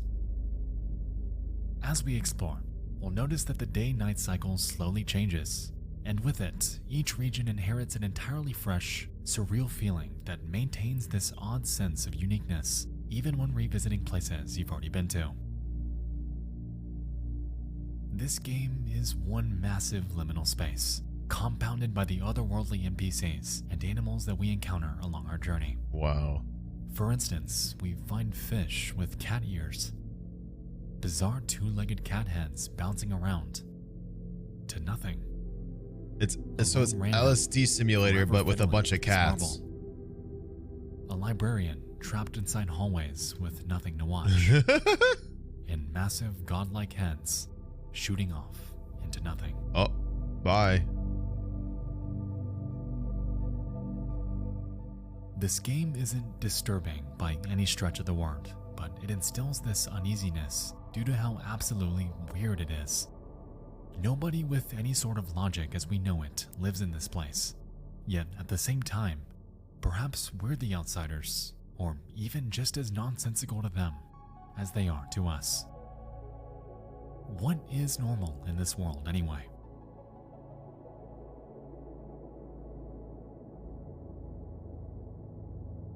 Neko Yumi is a very brief game, yet it's one that I couldn't not talk about in a video like this. It's one of the most faithful recreations of LSD Dream Emulator that I have ever seen. And the bonus is that, hey, it's got cats, so that's pretty cool. If you're in the mood for a surreal, dreamlike trip into a world unexplainable, then this game awaits you with open arms. A full release is reportedly in the works, so hopefully in the near future, you and I can immerse ourselves into a fully realized world to really see what the inner confines of a cat's mind has in store for us.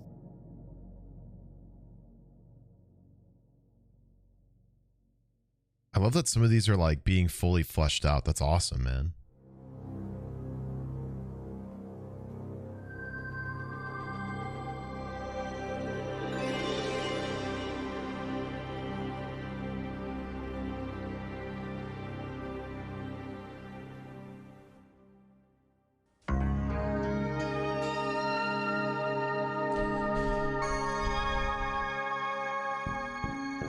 Yeah, get that bag, King.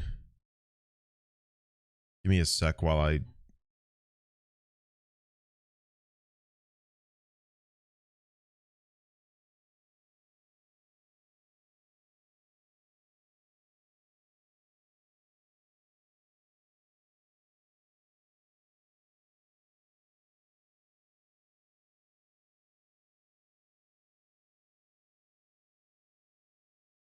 Okay, it doesn't look like there's any word on the new full version. I'll look into it. Hold on.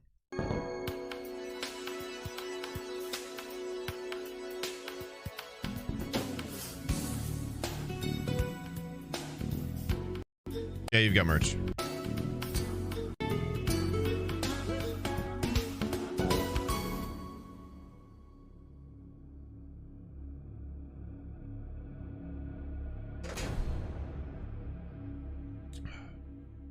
It's 2021, and you awake to find yourself in a room swathed in shadow. The memories of your arrival much too painful to confront in your uncertain state. The room is empty, save for one thing. A stone pedestal nakedly imposing. Something wants you to approach, and so you do. On the pedestal lies a lone cracked jewel case. Your fingers run across the surface. Demo disc. Without warning, the darkness dies, sickly light flooding the room, and you find yourself in a massive building of stone walls and marble pillars. The air is cold, yet stuffy, as if you breathe gaseous dust. A showcase. Me when I fart. You stand within a showcase. A showcase of curious remnants of the culture outside this place, of the culture you'll never return to, and the shapes inside the displays sting your eyes like glass needles. You are home. Excuse me?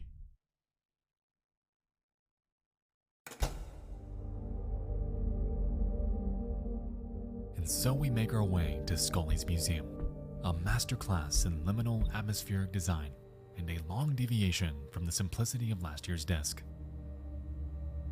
Wow. Wild. Welcome, friend. This place is grand and completely open for us to explore at our own leisure. Gender. Multiple floors, showrooms, a bar, and incredibly done entranceways await. Like, look at this. They remade a whole creepy-ass arcade room to tie in with this one game. Remade a diner for this one. A mansion corridor for this one. And even this creepy-ass school hallway with the game's main character waiting on us with this one.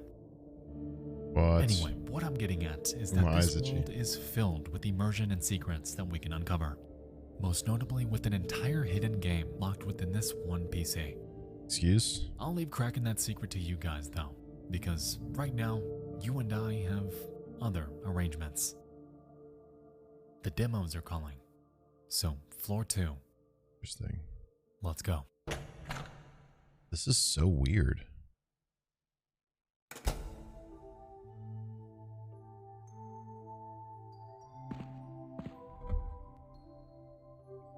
A demo for an upcoming horror game from Japan.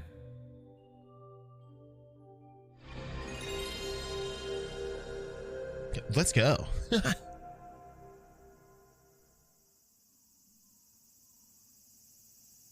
Nope. This is a game with no exposition. Immediately hate it. And absolutely no instruction aside from. Looks like Final Fantasy VII.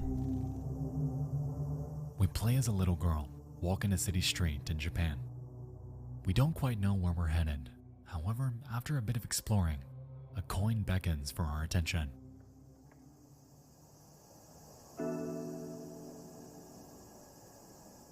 Unbeknownst to us though, picking this coin up has other consequences.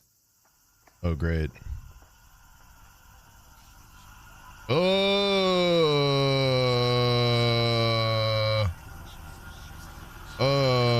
No. For some reason, a disturbing demonic abomination is stalking us. My quarter! Give it back. Who cares? We have no idea. And all we can do is hide. And if we dare run within its proximity,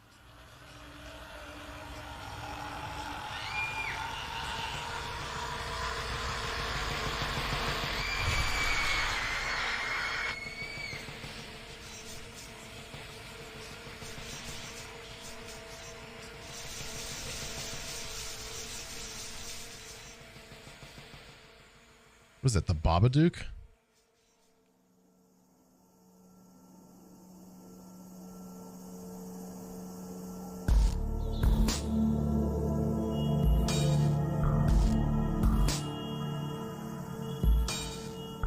as we explore this rich environment, we'll happen upon a few curiosities, like this vending machine harboring a key. As it turns out, it costs 100 more yen than we currently have, and so we're left to try our luck, avoid this monster, and see if we can find another coin. After heading past the back alley, we eventually find it, and so we're able to grab that key that we have absolutely no context about. Meanwhile, the demon can be seen, constantly stalking us, and unlike other games that employ the same mechanic, the fixed perspective combined with the awkward control scheme makes for an experience that is horrifying. At all times, you're able to see the monster in frame, even if it can't see you, and this makes for one of the most unique feelings of dread and anxiety that I have ever experienced in a horror game. Ooh.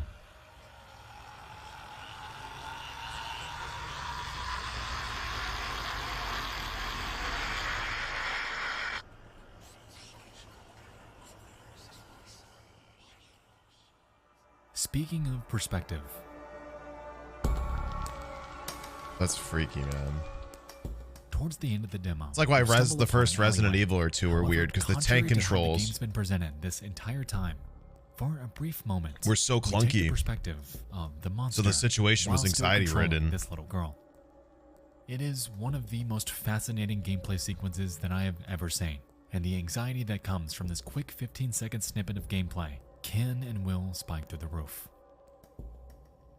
Eventually, we make our way out of its reach and into a home. The words "Type It" adorn the back wall, and on the TV screen in front of us is a message. Can you hear me? Can you feel me? My voice coursing through your fingertips. What? Unfortunately, at this point, we're pretty much left here with nothing to do. And if we leave the confines of this home,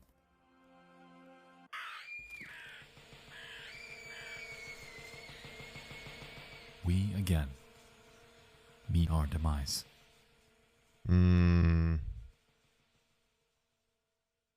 Freaky, dude. Ugh. God. Walk is one of the most haunting experiences you can play, and I think it's because of its simplicity. The consistent, foreboding atmosphere, the intricately crafted set design utilizing rich color in each new area. It's true though, it's like the direction or sense of place in this world. These claustrophobic streets devoid of anyone to help, and this disturbing, unknowable demon that is always in view. It's like the lack of quality is disturbing. A horror experience that is phenomenal. Whether actually a demo or a standalone release of a completed game, Walk shines on every front and absolutely commands a spot as one of the greats. Please play this game. You won't regret it.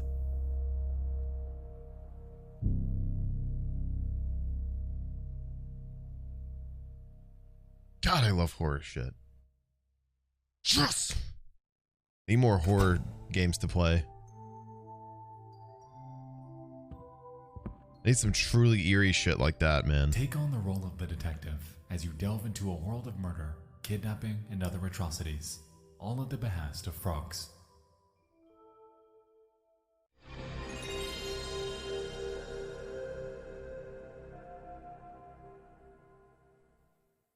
You guys ever been to a trailer park in Ohio? I sure hope not. Created by a studio named DevHour Games and inspired by sci-fi titans like The X-Files and Deus Ex, Loveland puts us into the shoes of an unnamed detective dispatched to investigate a myriad of bizarre disappearances and potential cult activity taking place within a rural trailer park. Reportedly, a once renowned church pastor has, out of nowhere, undergone a sudden personality change, now spewing bizarre rituals and outlandish sermons surrounding the many frogs that reside in the area. Common Ohio activity. We have no idea why, and it sounds crazy, but we got a call about it from Trailer 102, and so we're left to track them down, ask some questions, and figure this mystery out. For the last couple of months, there have been several missing persons reported out of Loveland, Ohio. Initially, we had very little to go on until about 1 week ago. Mr. Buchanan, a resident of a small trailer park on the outskirts of town, contacted the Loveland authorities to report strange happenings from within the park. He claimed that the other members of the community had begun worshipping frogs and have formed a cult whilst also kidnapping the local townsfolk. What the fuck? We are dispatching you to investigate these reports and determine exactly what it is we are dealing with. Good luck, detective. We know you'll need it. Wow, man. So creative, dude. Once we make it to Loveland Cove, we're left with none other Common Ohio Sunday sermons. What exactly is going on here? Surely there's some logical explanation for all this. I hope.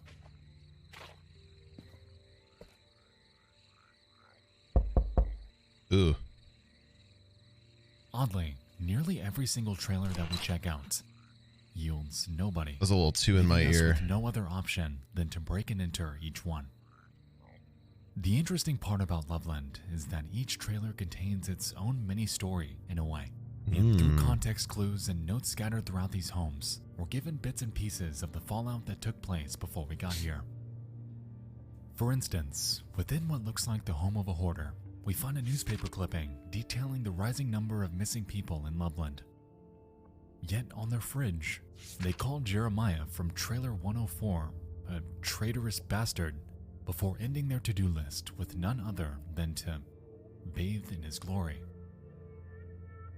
It's a little weird. Once we make our way to Trailer 102, these trailers look too nice to be in Ohio. The front door's open.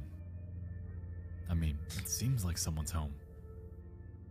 So let's see. Foolish is punching the air.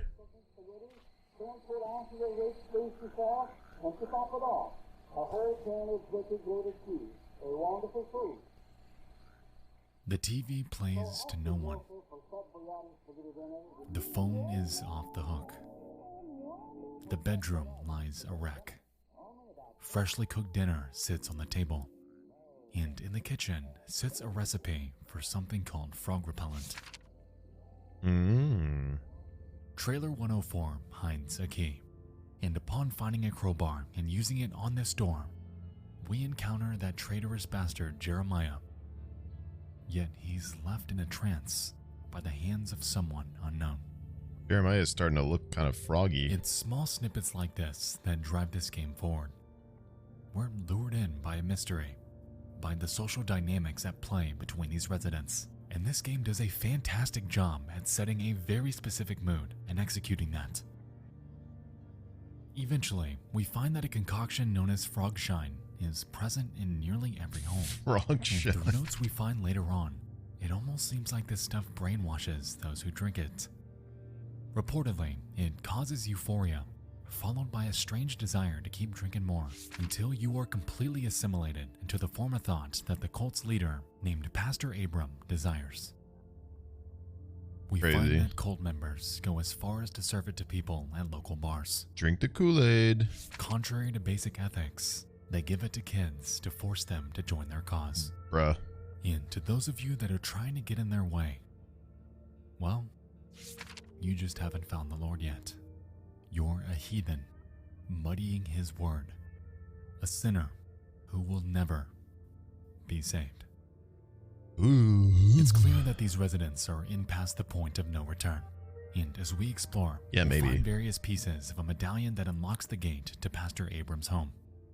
Once Look at we that head frog. up there and explore it, we find more religious texts focusing on the Great Flood, a mysterious, unnamed VHS tape, and weirdest of all,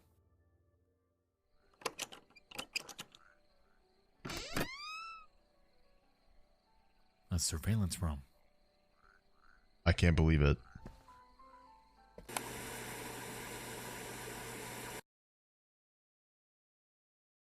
For some reason, the game stops us before we can investigate, instead dropping us here, our agency HQ, with no one around.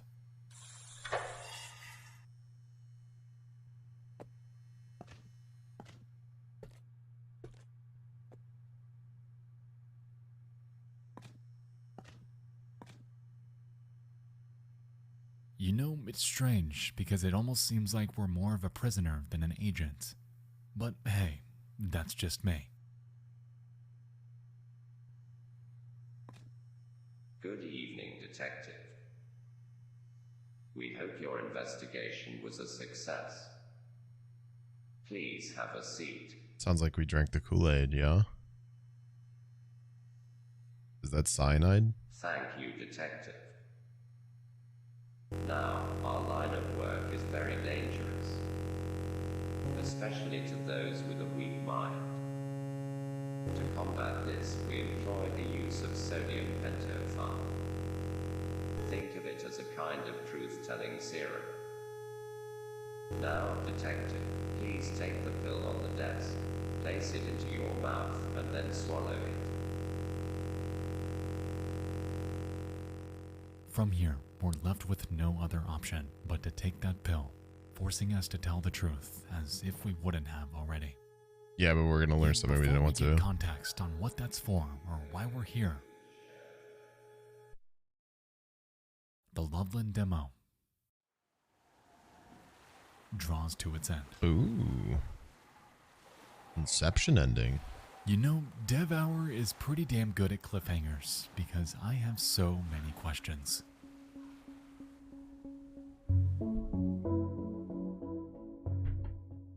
In one of the homes, we find a note referencing a ritual taking place at the lake. And for a brief moment, we see figures walking in the distance, as if we're being watched. A bedroom transformed into a mini swamp awaits in another, as if the resident living here became this. This sketchy resident wants us to kill Jeremiah, lest he ignores us and hides in darkness. This home was ravaged, leaving behind insects and religious imagery. When playing this game alone, discoveries like this set a mood that just bleeds mystery and intrigue. And interestingly, every action you take can cause the game to play out in unique ways. Through dialogue choices and the interactive phone system, we're able to unlock various items that we can use to uncover more about the story. Unfortunately, in my experience though, I found that the ending is all the same. I guess that's the hallmark of a good demo, because I genuinely want to uncover this story. Pastor Abram is doing things unforgivable, catalyzed by sermons completely outlandish, and I really want to know where he is. Where everyone is. Frog. And how the hell we got here.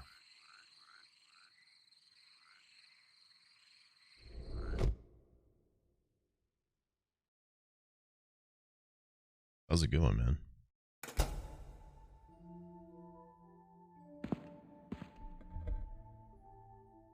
Step into your chamber.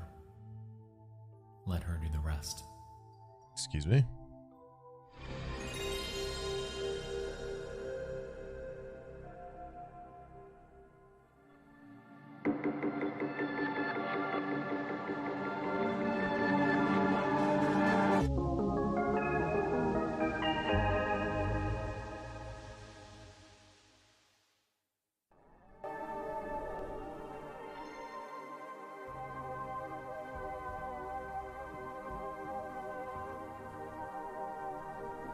Escape to a paradise previously only possible.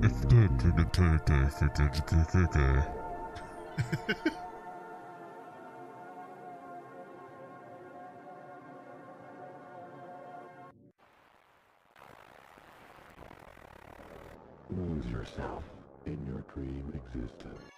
If you or a loved one has noticed any or all of the following symptoms, please call 1-800-17.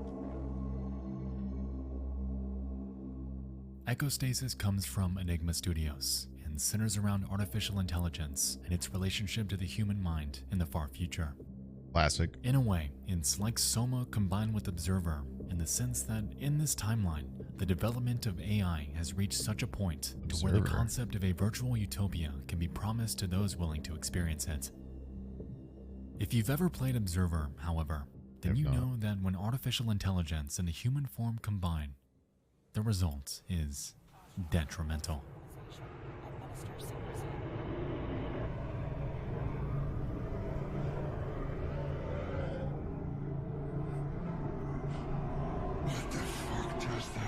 I've seen some Soma. I watched Mark play it, but I don't think I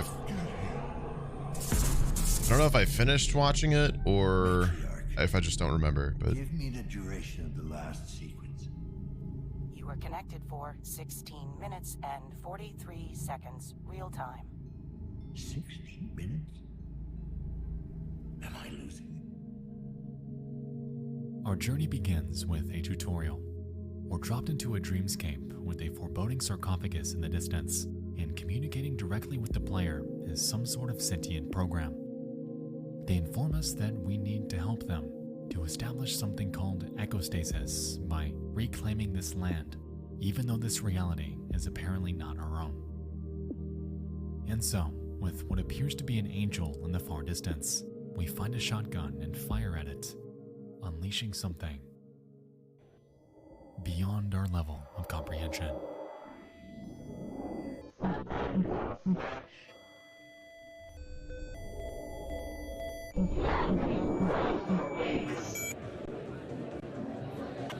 Gabriel?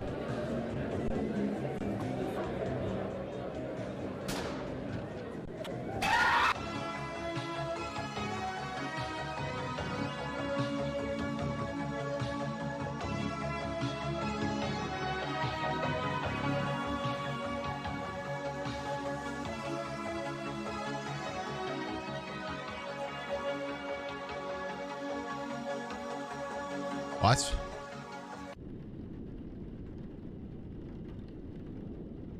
We find ourselves in what appears to be base reality.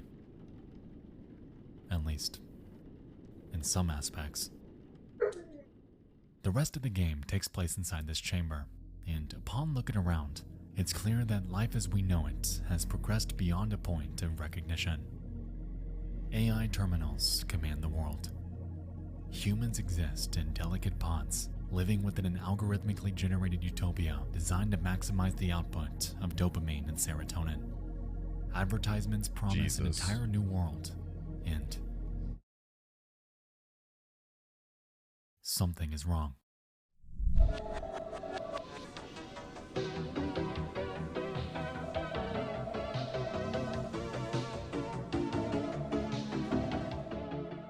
A cyber attack has taken place inside someone's chamber, and we're tasked as an engineer with helping to solve that problem. Interestingly, we're able to interact with this terminal in the form of specific inputs, and entering terms like echo and utopia generate dumps of lore that are pivotal in world building. The way it works within ecostasis starts with the human mind. Upon entering a chamber, or pod, a new reality, known as an echo, is generated based upon your cerebral profile. Initially, it begins as a copy of reality as we know it. However, over time, it'll slowly morph into something that will maximize the entertainment and pleasure of you. Oh yeah? Ecostasis, however, is something that you do not want. It's the point to where the connection between the human mind and body, known as a core, are severed, forever locking a version of your consciousness within their world, and in turn leaving your physical body completely brain dead. I was about to say some kind of Brave New World After poking stuff. around a bit, we learn that the human in that pond is subject number 65. And after entering Is their this ID into the ecostasis, terminal, though? This we guy's find that situation? they're undergoing a slow but steady ecostasis without even knowing it. This subject is so distracted within their perfect utopia that they haven't even realized the finer details corrupting before them. The good news is that we can help, and so we utilize a tool known as Dreamscape to check into their mind to find their core and to reestablish that connection.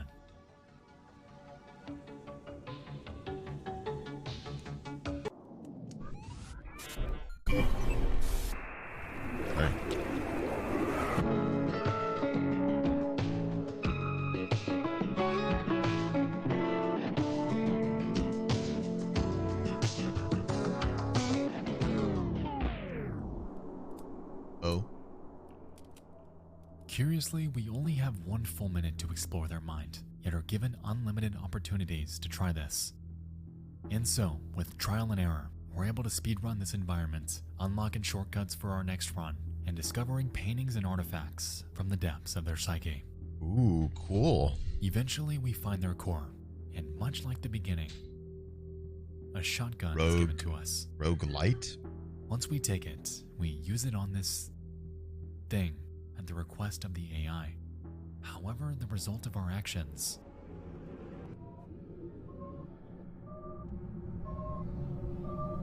just might have killed them.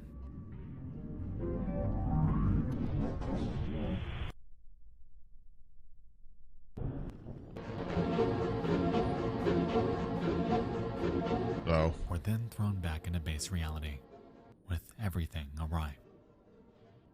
We are complicit in this. Echostasis was successful.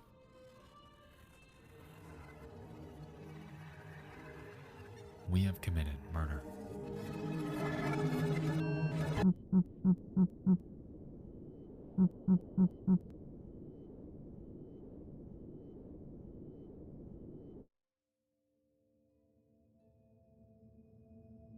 Ooh.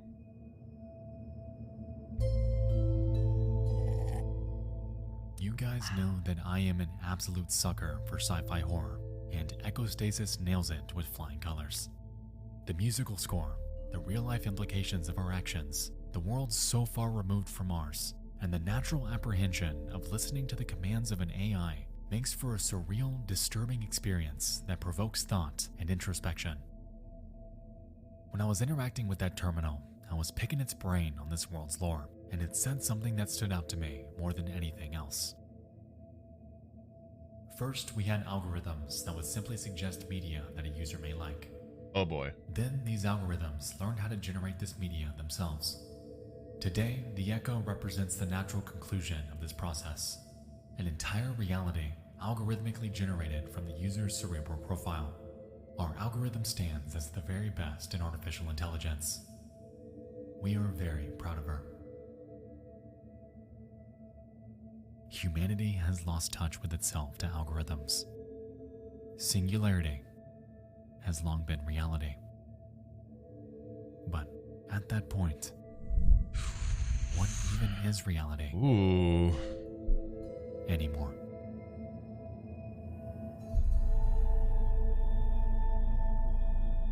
Freaky.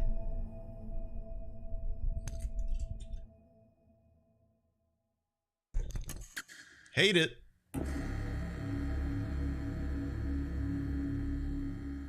In the before time, Good sci-fi horror though. Mall stood king among shopping locales.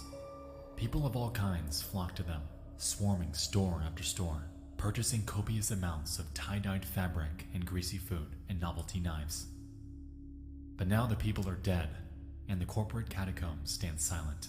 Their only customers now are rats and cockroaches. The good type of sci-fi horror is the things that we might create. In the emptiness, flashes of too bright colors, flickers of wires and flesh, strangled electric sounds, almost like screams. Your town bore one such decrepit mall, a hopeful tourist destination long since abandoned by the few teens that frequented it. Yet you find yourself standing before it in the gloom for the first time in years. Lights flicker from within. Tinny music emanates from disconnected speakers, and a phrase burns in your mind as if carved with a burning knife.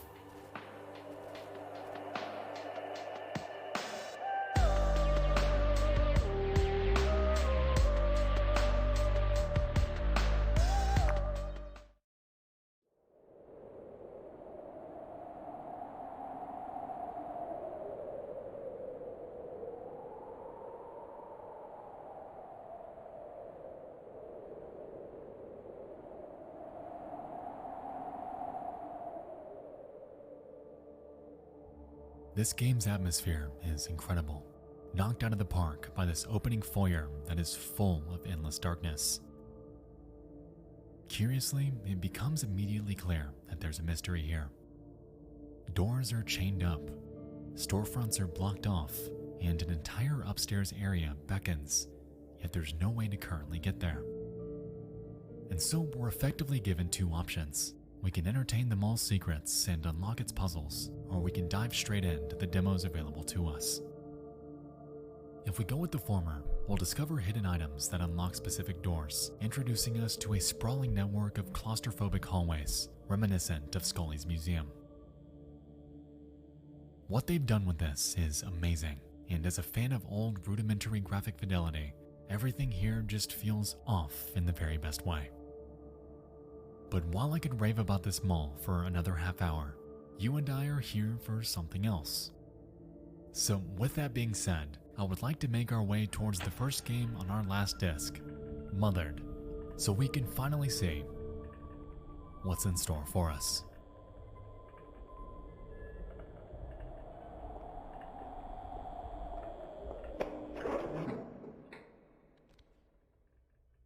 A young girl named Liana arrives home after major surgery and is met with a strange mannequin claiming to be her mother.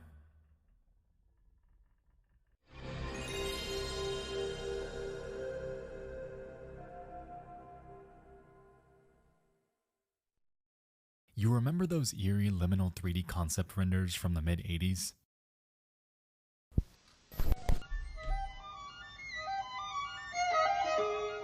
Nah.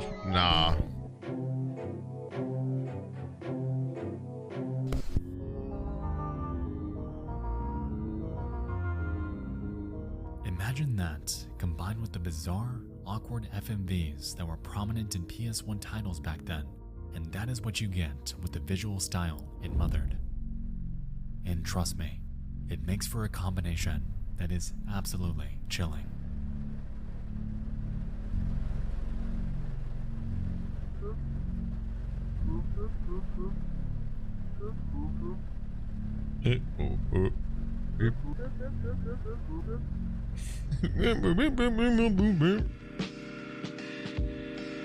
Banjo-Kazooie ass typing. We begin the game in a car. We're with our father, and he claims that he picked us up from major surgery. Oddly, he makes bizarre claims, like the fact that we'll have to stay with Mother in order to get back to our normal self, and that he's glad he got us out of that place. Even stranger, we never see his face, and towards the end of our drive, he gets incredibly weird about how everything he and our mother do is for us.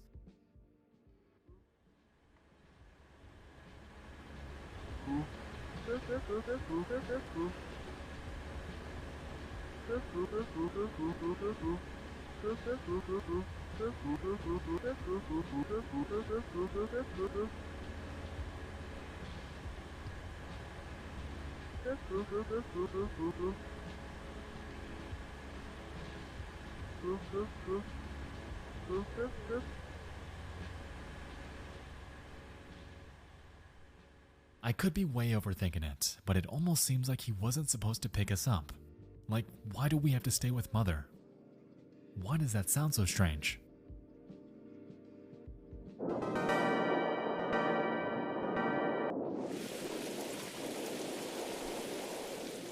Eventually we make our way home, and our dad tells us to bring him a box.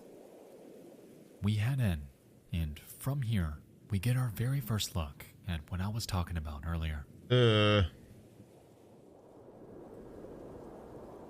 No.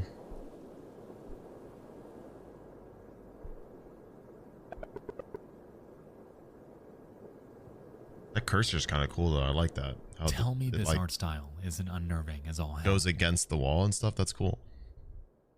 Eventually we find the box, take it outside, our dad leaves without giving us a hug, and we make our way back in. Eerily, Mother is nowhere to be found, and we can hear crying from a bedroom. Even more perplexing, the bathroom mirror is taped up, supposedly for our own good. And in the far distance, we can see a foreboding barn engulfed in flames.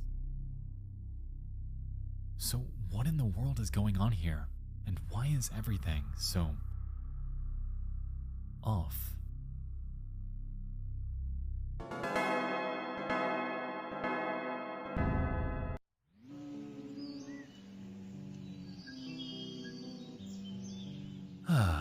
It's a happy morning. The birds are singing, the sun is shining, we're alive, and making us breakfast is none other than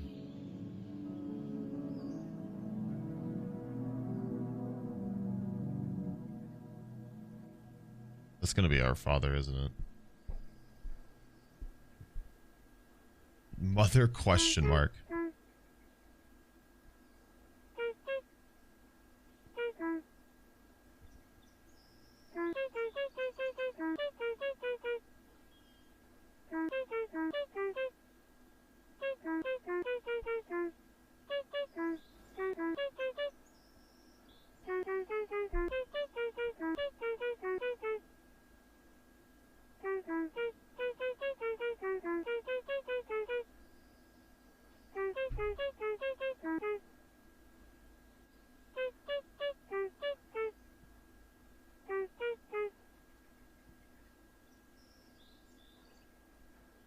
Well, Mom's gotten a little weird.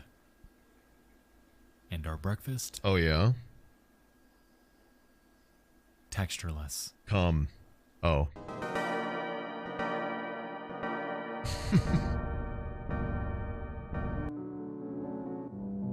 That's what I was gonna On say. Monday afternoon, Mother gives us a tour of the home. She explains various house rules, like how we're forbidden from entering the downstairs bathroom, forbidden from entering our brother's room, and once again, that the mirrors are covered for our own good. At this point, it's really making me wonder what it is she's hiding from us. This game is like a weird mesh of illusion of bias and Goodnight Mommy, and this idea culminates in its purest form on Monday night when we're just about to get ready for bed. Nah.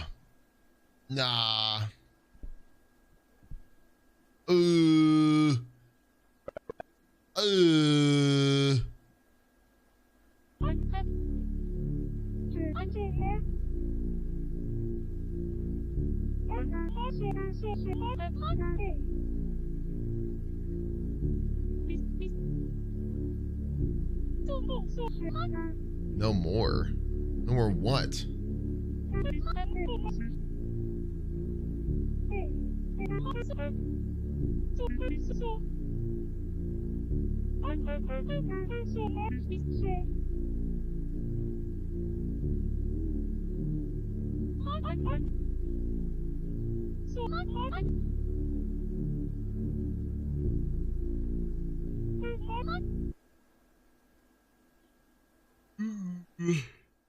Admittedly, Mother keeps things pretty abstract, yet her delivery was absolutely haunting. Yeah, that's freaky as shit. Something about looking up at a massive, alive and foreboding mannequin staring down upon you and airing out their life regrets just instills me with this feeling of dread that I haven't entertained in quite some time.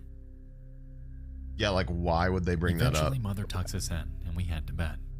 And the next day, we're tasked with meeting her outside for a chat. Here, she goes on this long spiel about her orchard and how it was the one thing in her life that allowed her to feel a sense of control. To look at this orchard, you don't see all the heartbreak that was involved in creating such beautiful life, creating an environment where they can thrive and come to their own, spending your energy on helping them grow, only to have to dispose of the failure. That's where our hope comes in. And I have hope. It's a strangely profound method of thinking for something like an orchard, and it makes you ponder if she may be referencing something else entirely. During this demo, however, we're none the wiser since this idea is never fully realized. Yet that question bothered me. We then meet Mother behind the house. She shows us the barn before this happens.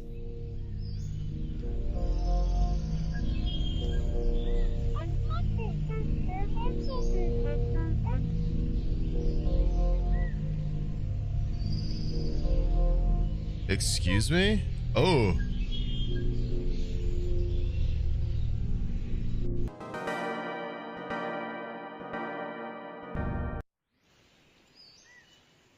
Mother has left. It's like analog horror in a video game format. Ooh. And this single event makes the context behind the barn fire that much more ominous. From here, we're left to poke around the house at night. You mean the barn? Strangely quiet. Yet, for the very first time, our brother, surprisingly, has some words for us.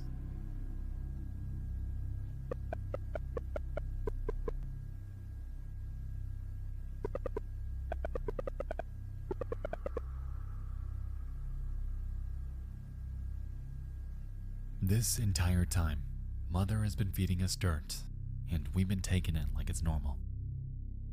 Needless to say, everything about this family is far from that, and whether this reality is even real or not quickly gets called into question. We never see ourselves eat, we never see Mother make breakfast, and we never even saw ourselves pull up to this home in the first place. Also, down the hallway, someone is watching. So we approach.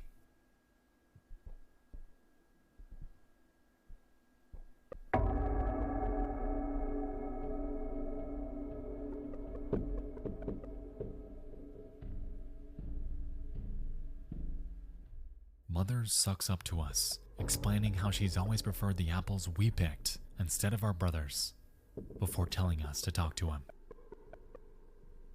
We head over, and he knows it. It's almost like it's a routine he's been through a million times.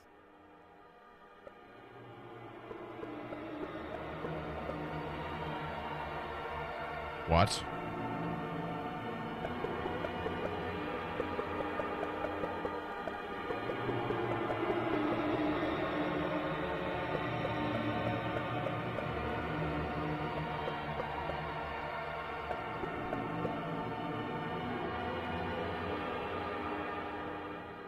As the demo draws to an end, reality distorts further and further while we're given conflicting commands, almost like weather service from Local 58.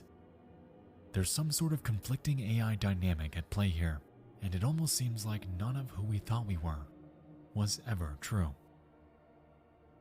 And at the very end, it finally clicks. Ooh. Lose yourself in your dream existence.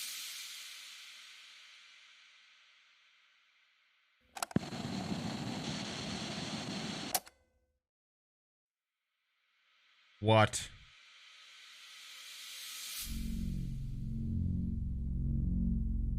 So, Mothered is a game from Enigma Studios, the same group who brought us Echostasis. And after experiencing this ending, the connection between them is clear. An entire overarching story is at play here, Very likely clever. involving the AI system we saw back in Echostasis. Curiously, this demo also has another secret, because the full release of Mothered has actually been out for over a year. Oh? If you've beat it, what happens here is not the game's end, because instead, it unlocks an entire sequel, all with a massive continuation to this story, and all tying in to the other masterpieces from this game developer. It almost pains me that I can't delve into this further tonight, as this segment could easily go on for another half hour. Very cool. What Love I will that. say though, is that in the very near future, you will be seeing more from Echostasis, Mothered, Enigma Corp, and the grander storyline at play here. This is like one massive AI analog horror nightmare, yet it's one that I am thrilled to flesh out in proper detail. For now though, please try this demo out. Hell, try Echostasis, and envelop yourselves in their world. You and I will be back real soon. You can count on it.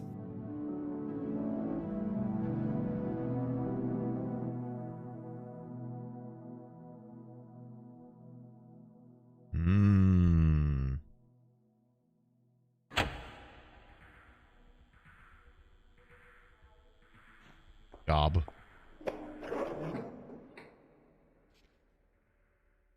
After a deep slumber, Can I play a it? trip Maybe. to the vending machine spirals into an unintentional journey underground.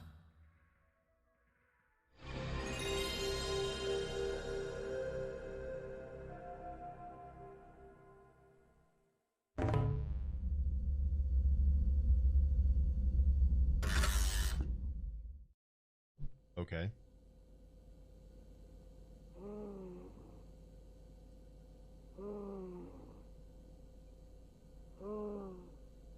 He is scrunkly. It goes without saying that the art style Gob utilizes is definitely its strong suit. taken stylistic cues from previous horror titles like Garage Bad Dream Adventure, or thrown into a grungy, hyper-detailed world that feels so incredibly lived in. Looks like a From the very 90s first second CD we're here, game. we feel like we're in a place far removed from Oh home. wow, that looks so cool. Here we take the role of Gob, an ordinary dude living in an extraordinary location. And the premise is simple. He's hungry. What a great art Somewhere left style, to solve man. that problem. To find food. Somewhere. Upon poking around our home, we learn that we can not only crawl around to reach hidden spaces, but we'll also need to keep a keen eye out for items scattered around the environment itself. Gob utilizes a simple mechanic, but one I love so very much, and that's this incredibly hyper-realistic first-person view of whatever item it is we're examining. Whether it be a doorknob, our fridge, the toilet, or some shelves, all of them are shown to us with such intricate detail that we feel it to our absolute core. After making a contraption to knock the rust off our front door, we learn that outside is a sewer. We're living underground, yet aren't quite sure why or if anyone else lives here too.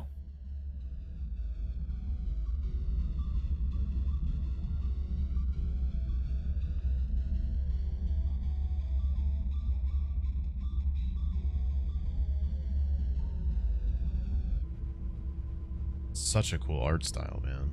What the hell? Eventually, we make our way to the vending machine. However, learn that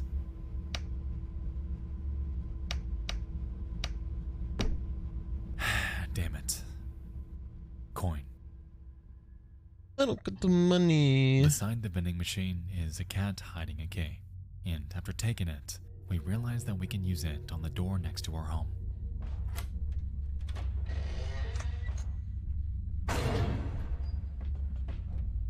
And so we make our way out, and inside the storm drain connecting our world to theirs is a grabber. Taking this item back to our place allows us to catch a coin from our shelf. We're gonna get some food if it's the last goddamn thing we do. And so, with the coin in hand, Gob makes their way out and back to the vending machine. Chippy chips, here we come. Chippy chips. Damn it, Gob.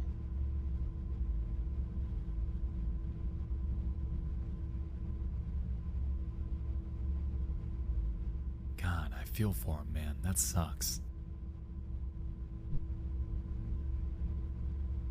You might notice something off to the right there, because those symbols are on the vending machine.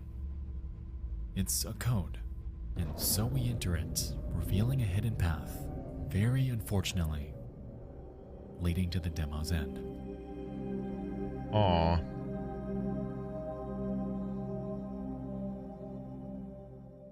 Gob is such a cool project, and even though this demo was short, it gave me all I needed to add this game to my wish list.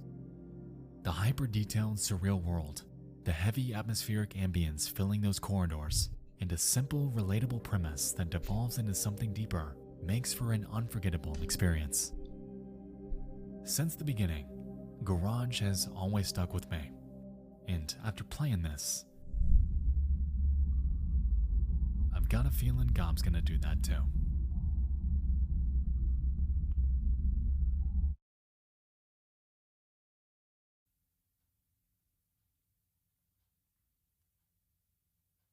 Pooh. Hello everyone. I bet you're wondering why I'm here. Okay, so it is currently October 28th. It's 10:30 at night.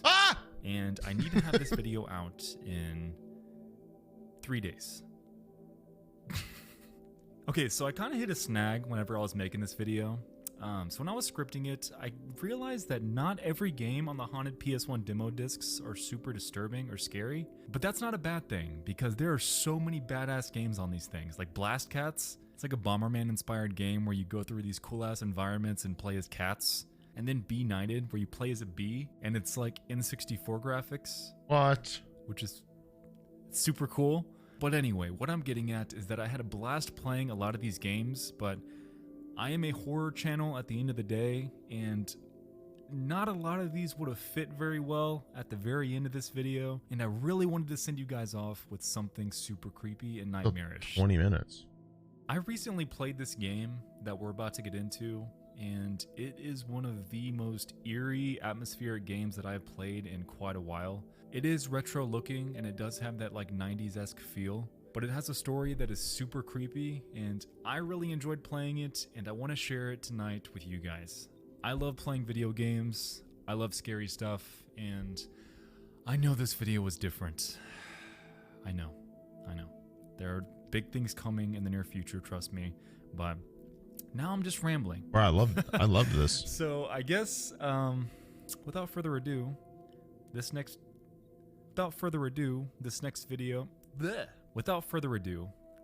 game is a personal pick from me. So I hope you guys enjoy it. I guess roll it. From the disc?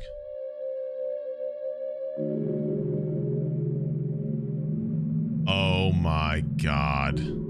I know this game. This game is crazy. I saw the Grumps play it a little bit. I know Markiplier did a video on it, but yeah, this game is crazy. I have to pee really quick though, so we'll get into it once I'm back. All right. Let's watch Grandpa grow, man. This game is creepy.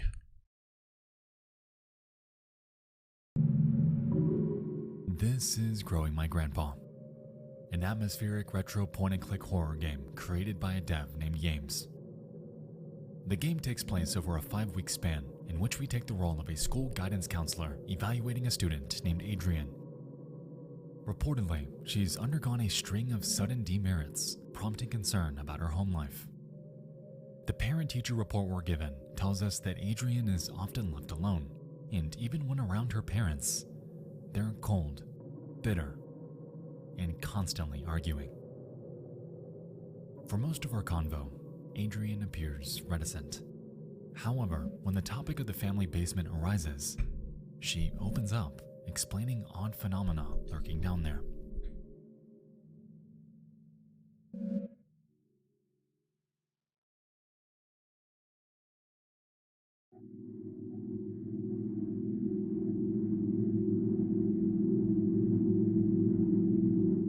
She finds an otherworldly, fibrous creature under some trash.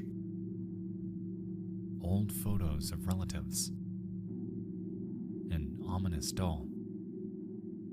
Books about rituals. Research notes warning about the danger of something known as whiskers. A letter about a severe accident involving a man named William. And a prison cell inside the back room.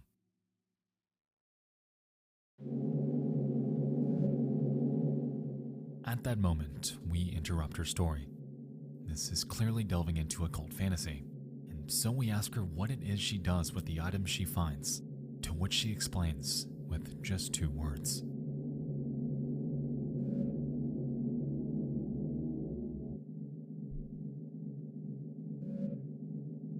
Grandpa lives in the cage in the other room, the cage behind the door.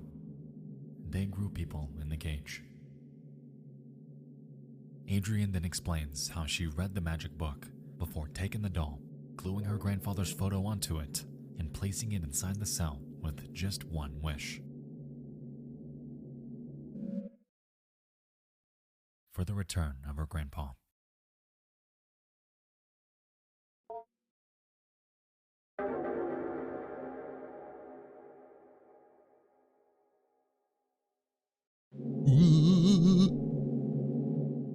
During week 2, we again meet with Adrian.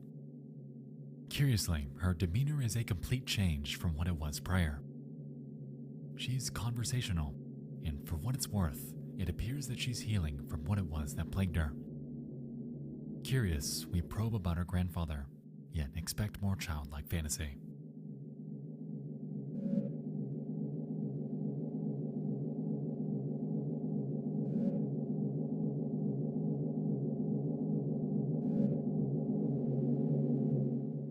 During this session, Adrian explains her method of feeding and caring for her growing grandpa.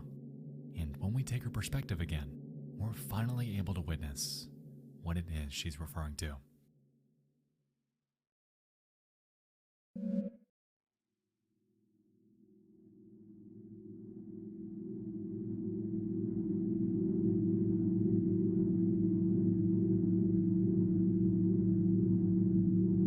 Binky.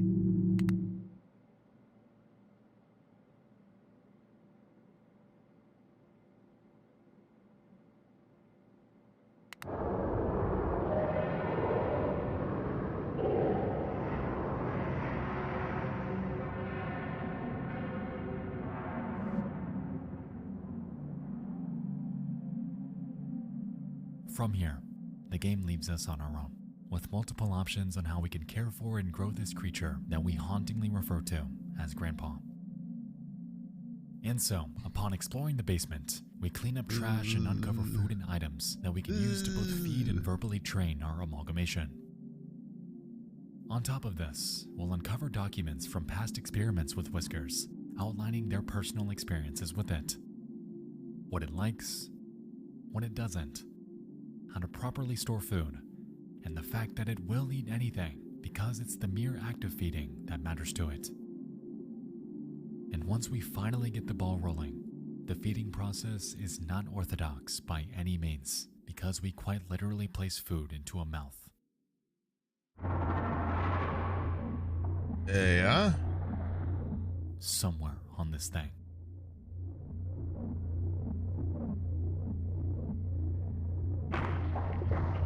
Yummy.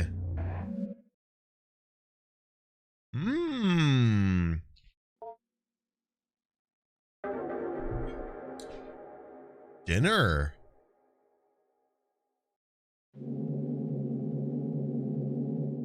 In week 3, Adrian's recovery is smooth sailing.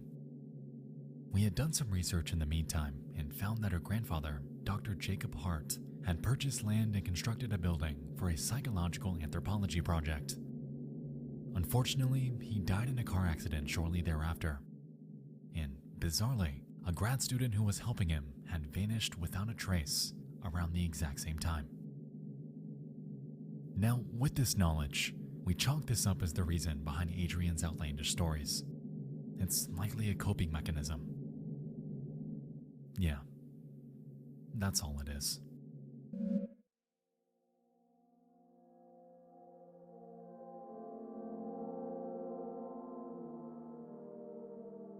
This week, strange growths begin emerging from the basement walls. Odd, pulsating sacs that we can't do much with currently, but they've got a purpose. And so we clean up more trash, gather more food, vocab cards and documents, and tend to Grandpa once more. Interestingly, once we induce vomiting by feeding him an inedible item like a battery, he spits out scissors that we can use to break those sacs open. And when doing so, we discover a small, fleshy creature that Grandpa might like. Even though documents explicitly warn against it.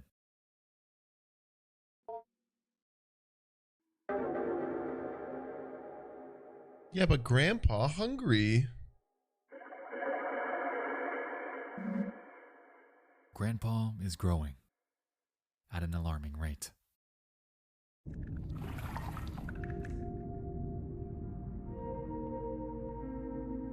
He's taken the form of a human and can finally speak.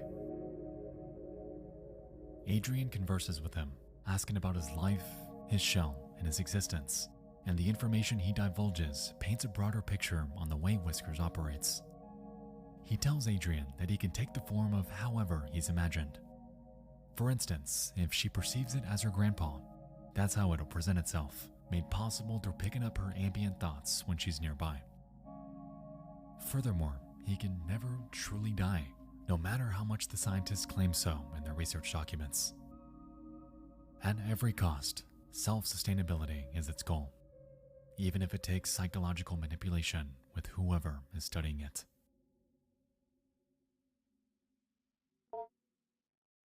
Wacky.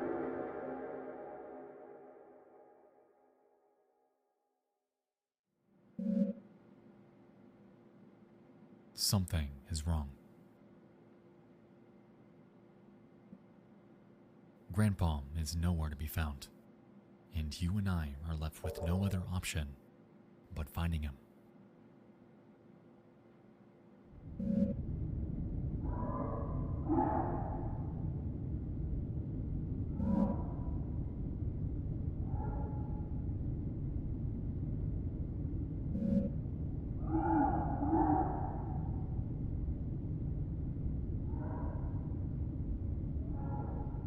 Freaky game, man.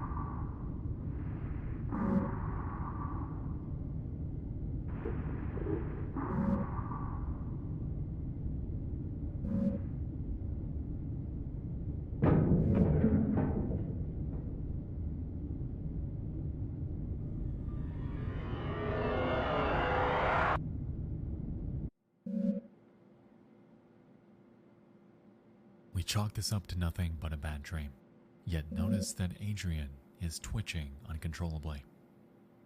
And from here, she claims that Grandpa as we know him is dead, yet in a way lives on.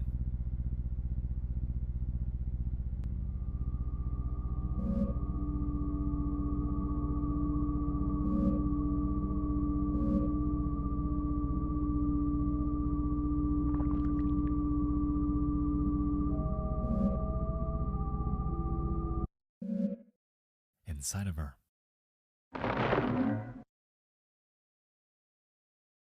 Now, this is but one of two endings, and if we entertain the other, we'll find that things play out quite a bit differently.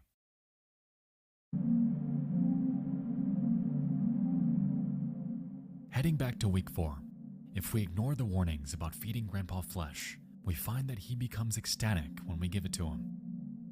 In return, a proboscis juts out of his body, and upon grabbing it, Adrian initiates some sort of unknowable ritual. Upon exploring the basement, she finds photos of her mother, her father, and 2 paper dolls, and upon presenting these to Grandpa, it absorbs the items, reportedly instilling her with this concrete sense of completion.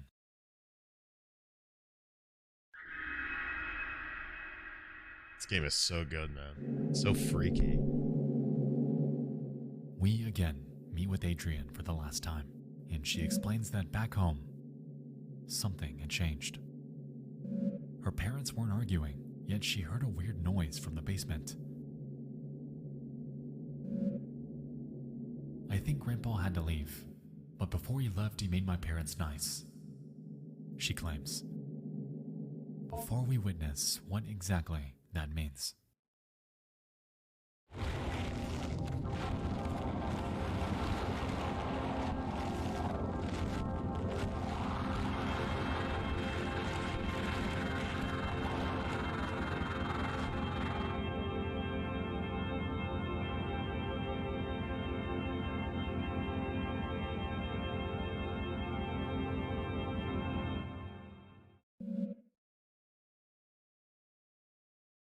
And still, believing this to be nothing but a childlike tale, we end our final meeting with the following note.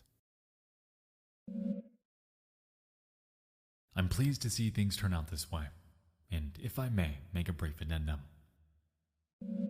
By happenstance, Miss Richardson bumped into the Hart family the other day while running an errand. She told me the parents were a little odd, but very pleasant, and quite clearly they adored their child. And that she had never seen Adrian happier.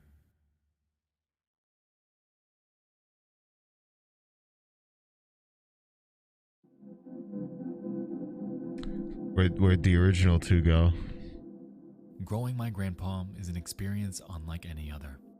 The story presented is, more than anything, a tragic tale of a daughter who just wants to be loved, whether by her parents who can't even love themselves, or through her grandpa, who is quite literally dead. She has gone to the extent of ritualistic reincarnation to bring him back, to bring something back that will give her the affection she desperately needs. The genius behind growing my grandpa is that we know that Whiskers is dangerous.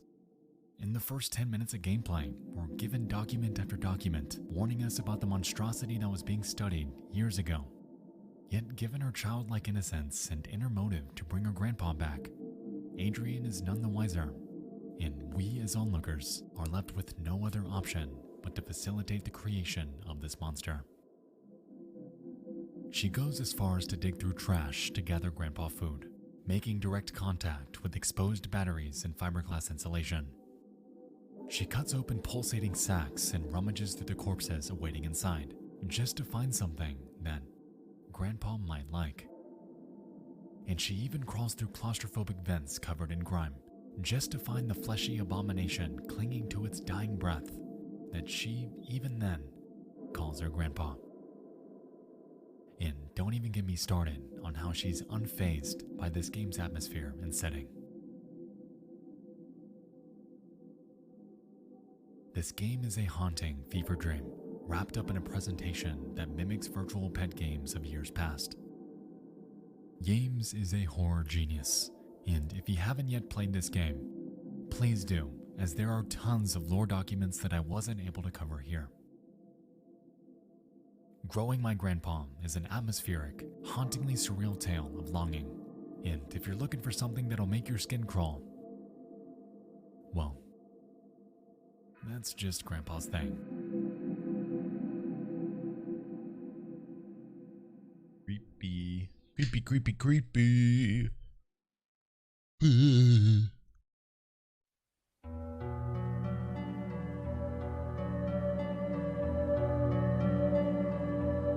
Tonight, you and I took a trip through some of the most eerie, disturbing, and haunting video game demos that have come out of the haunted PS1 demo discs over the past 3 years.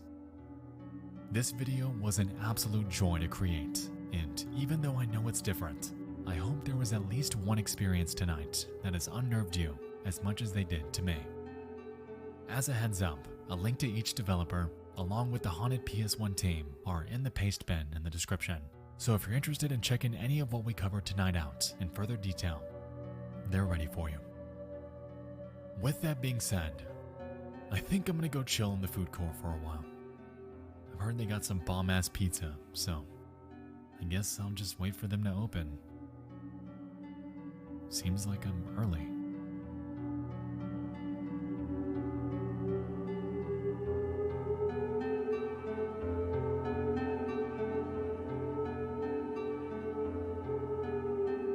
Great video, man.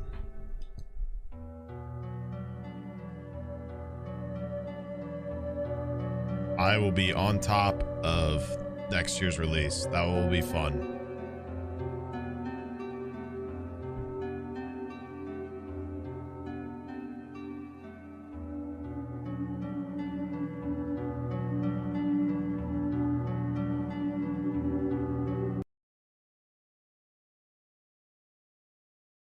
Banger.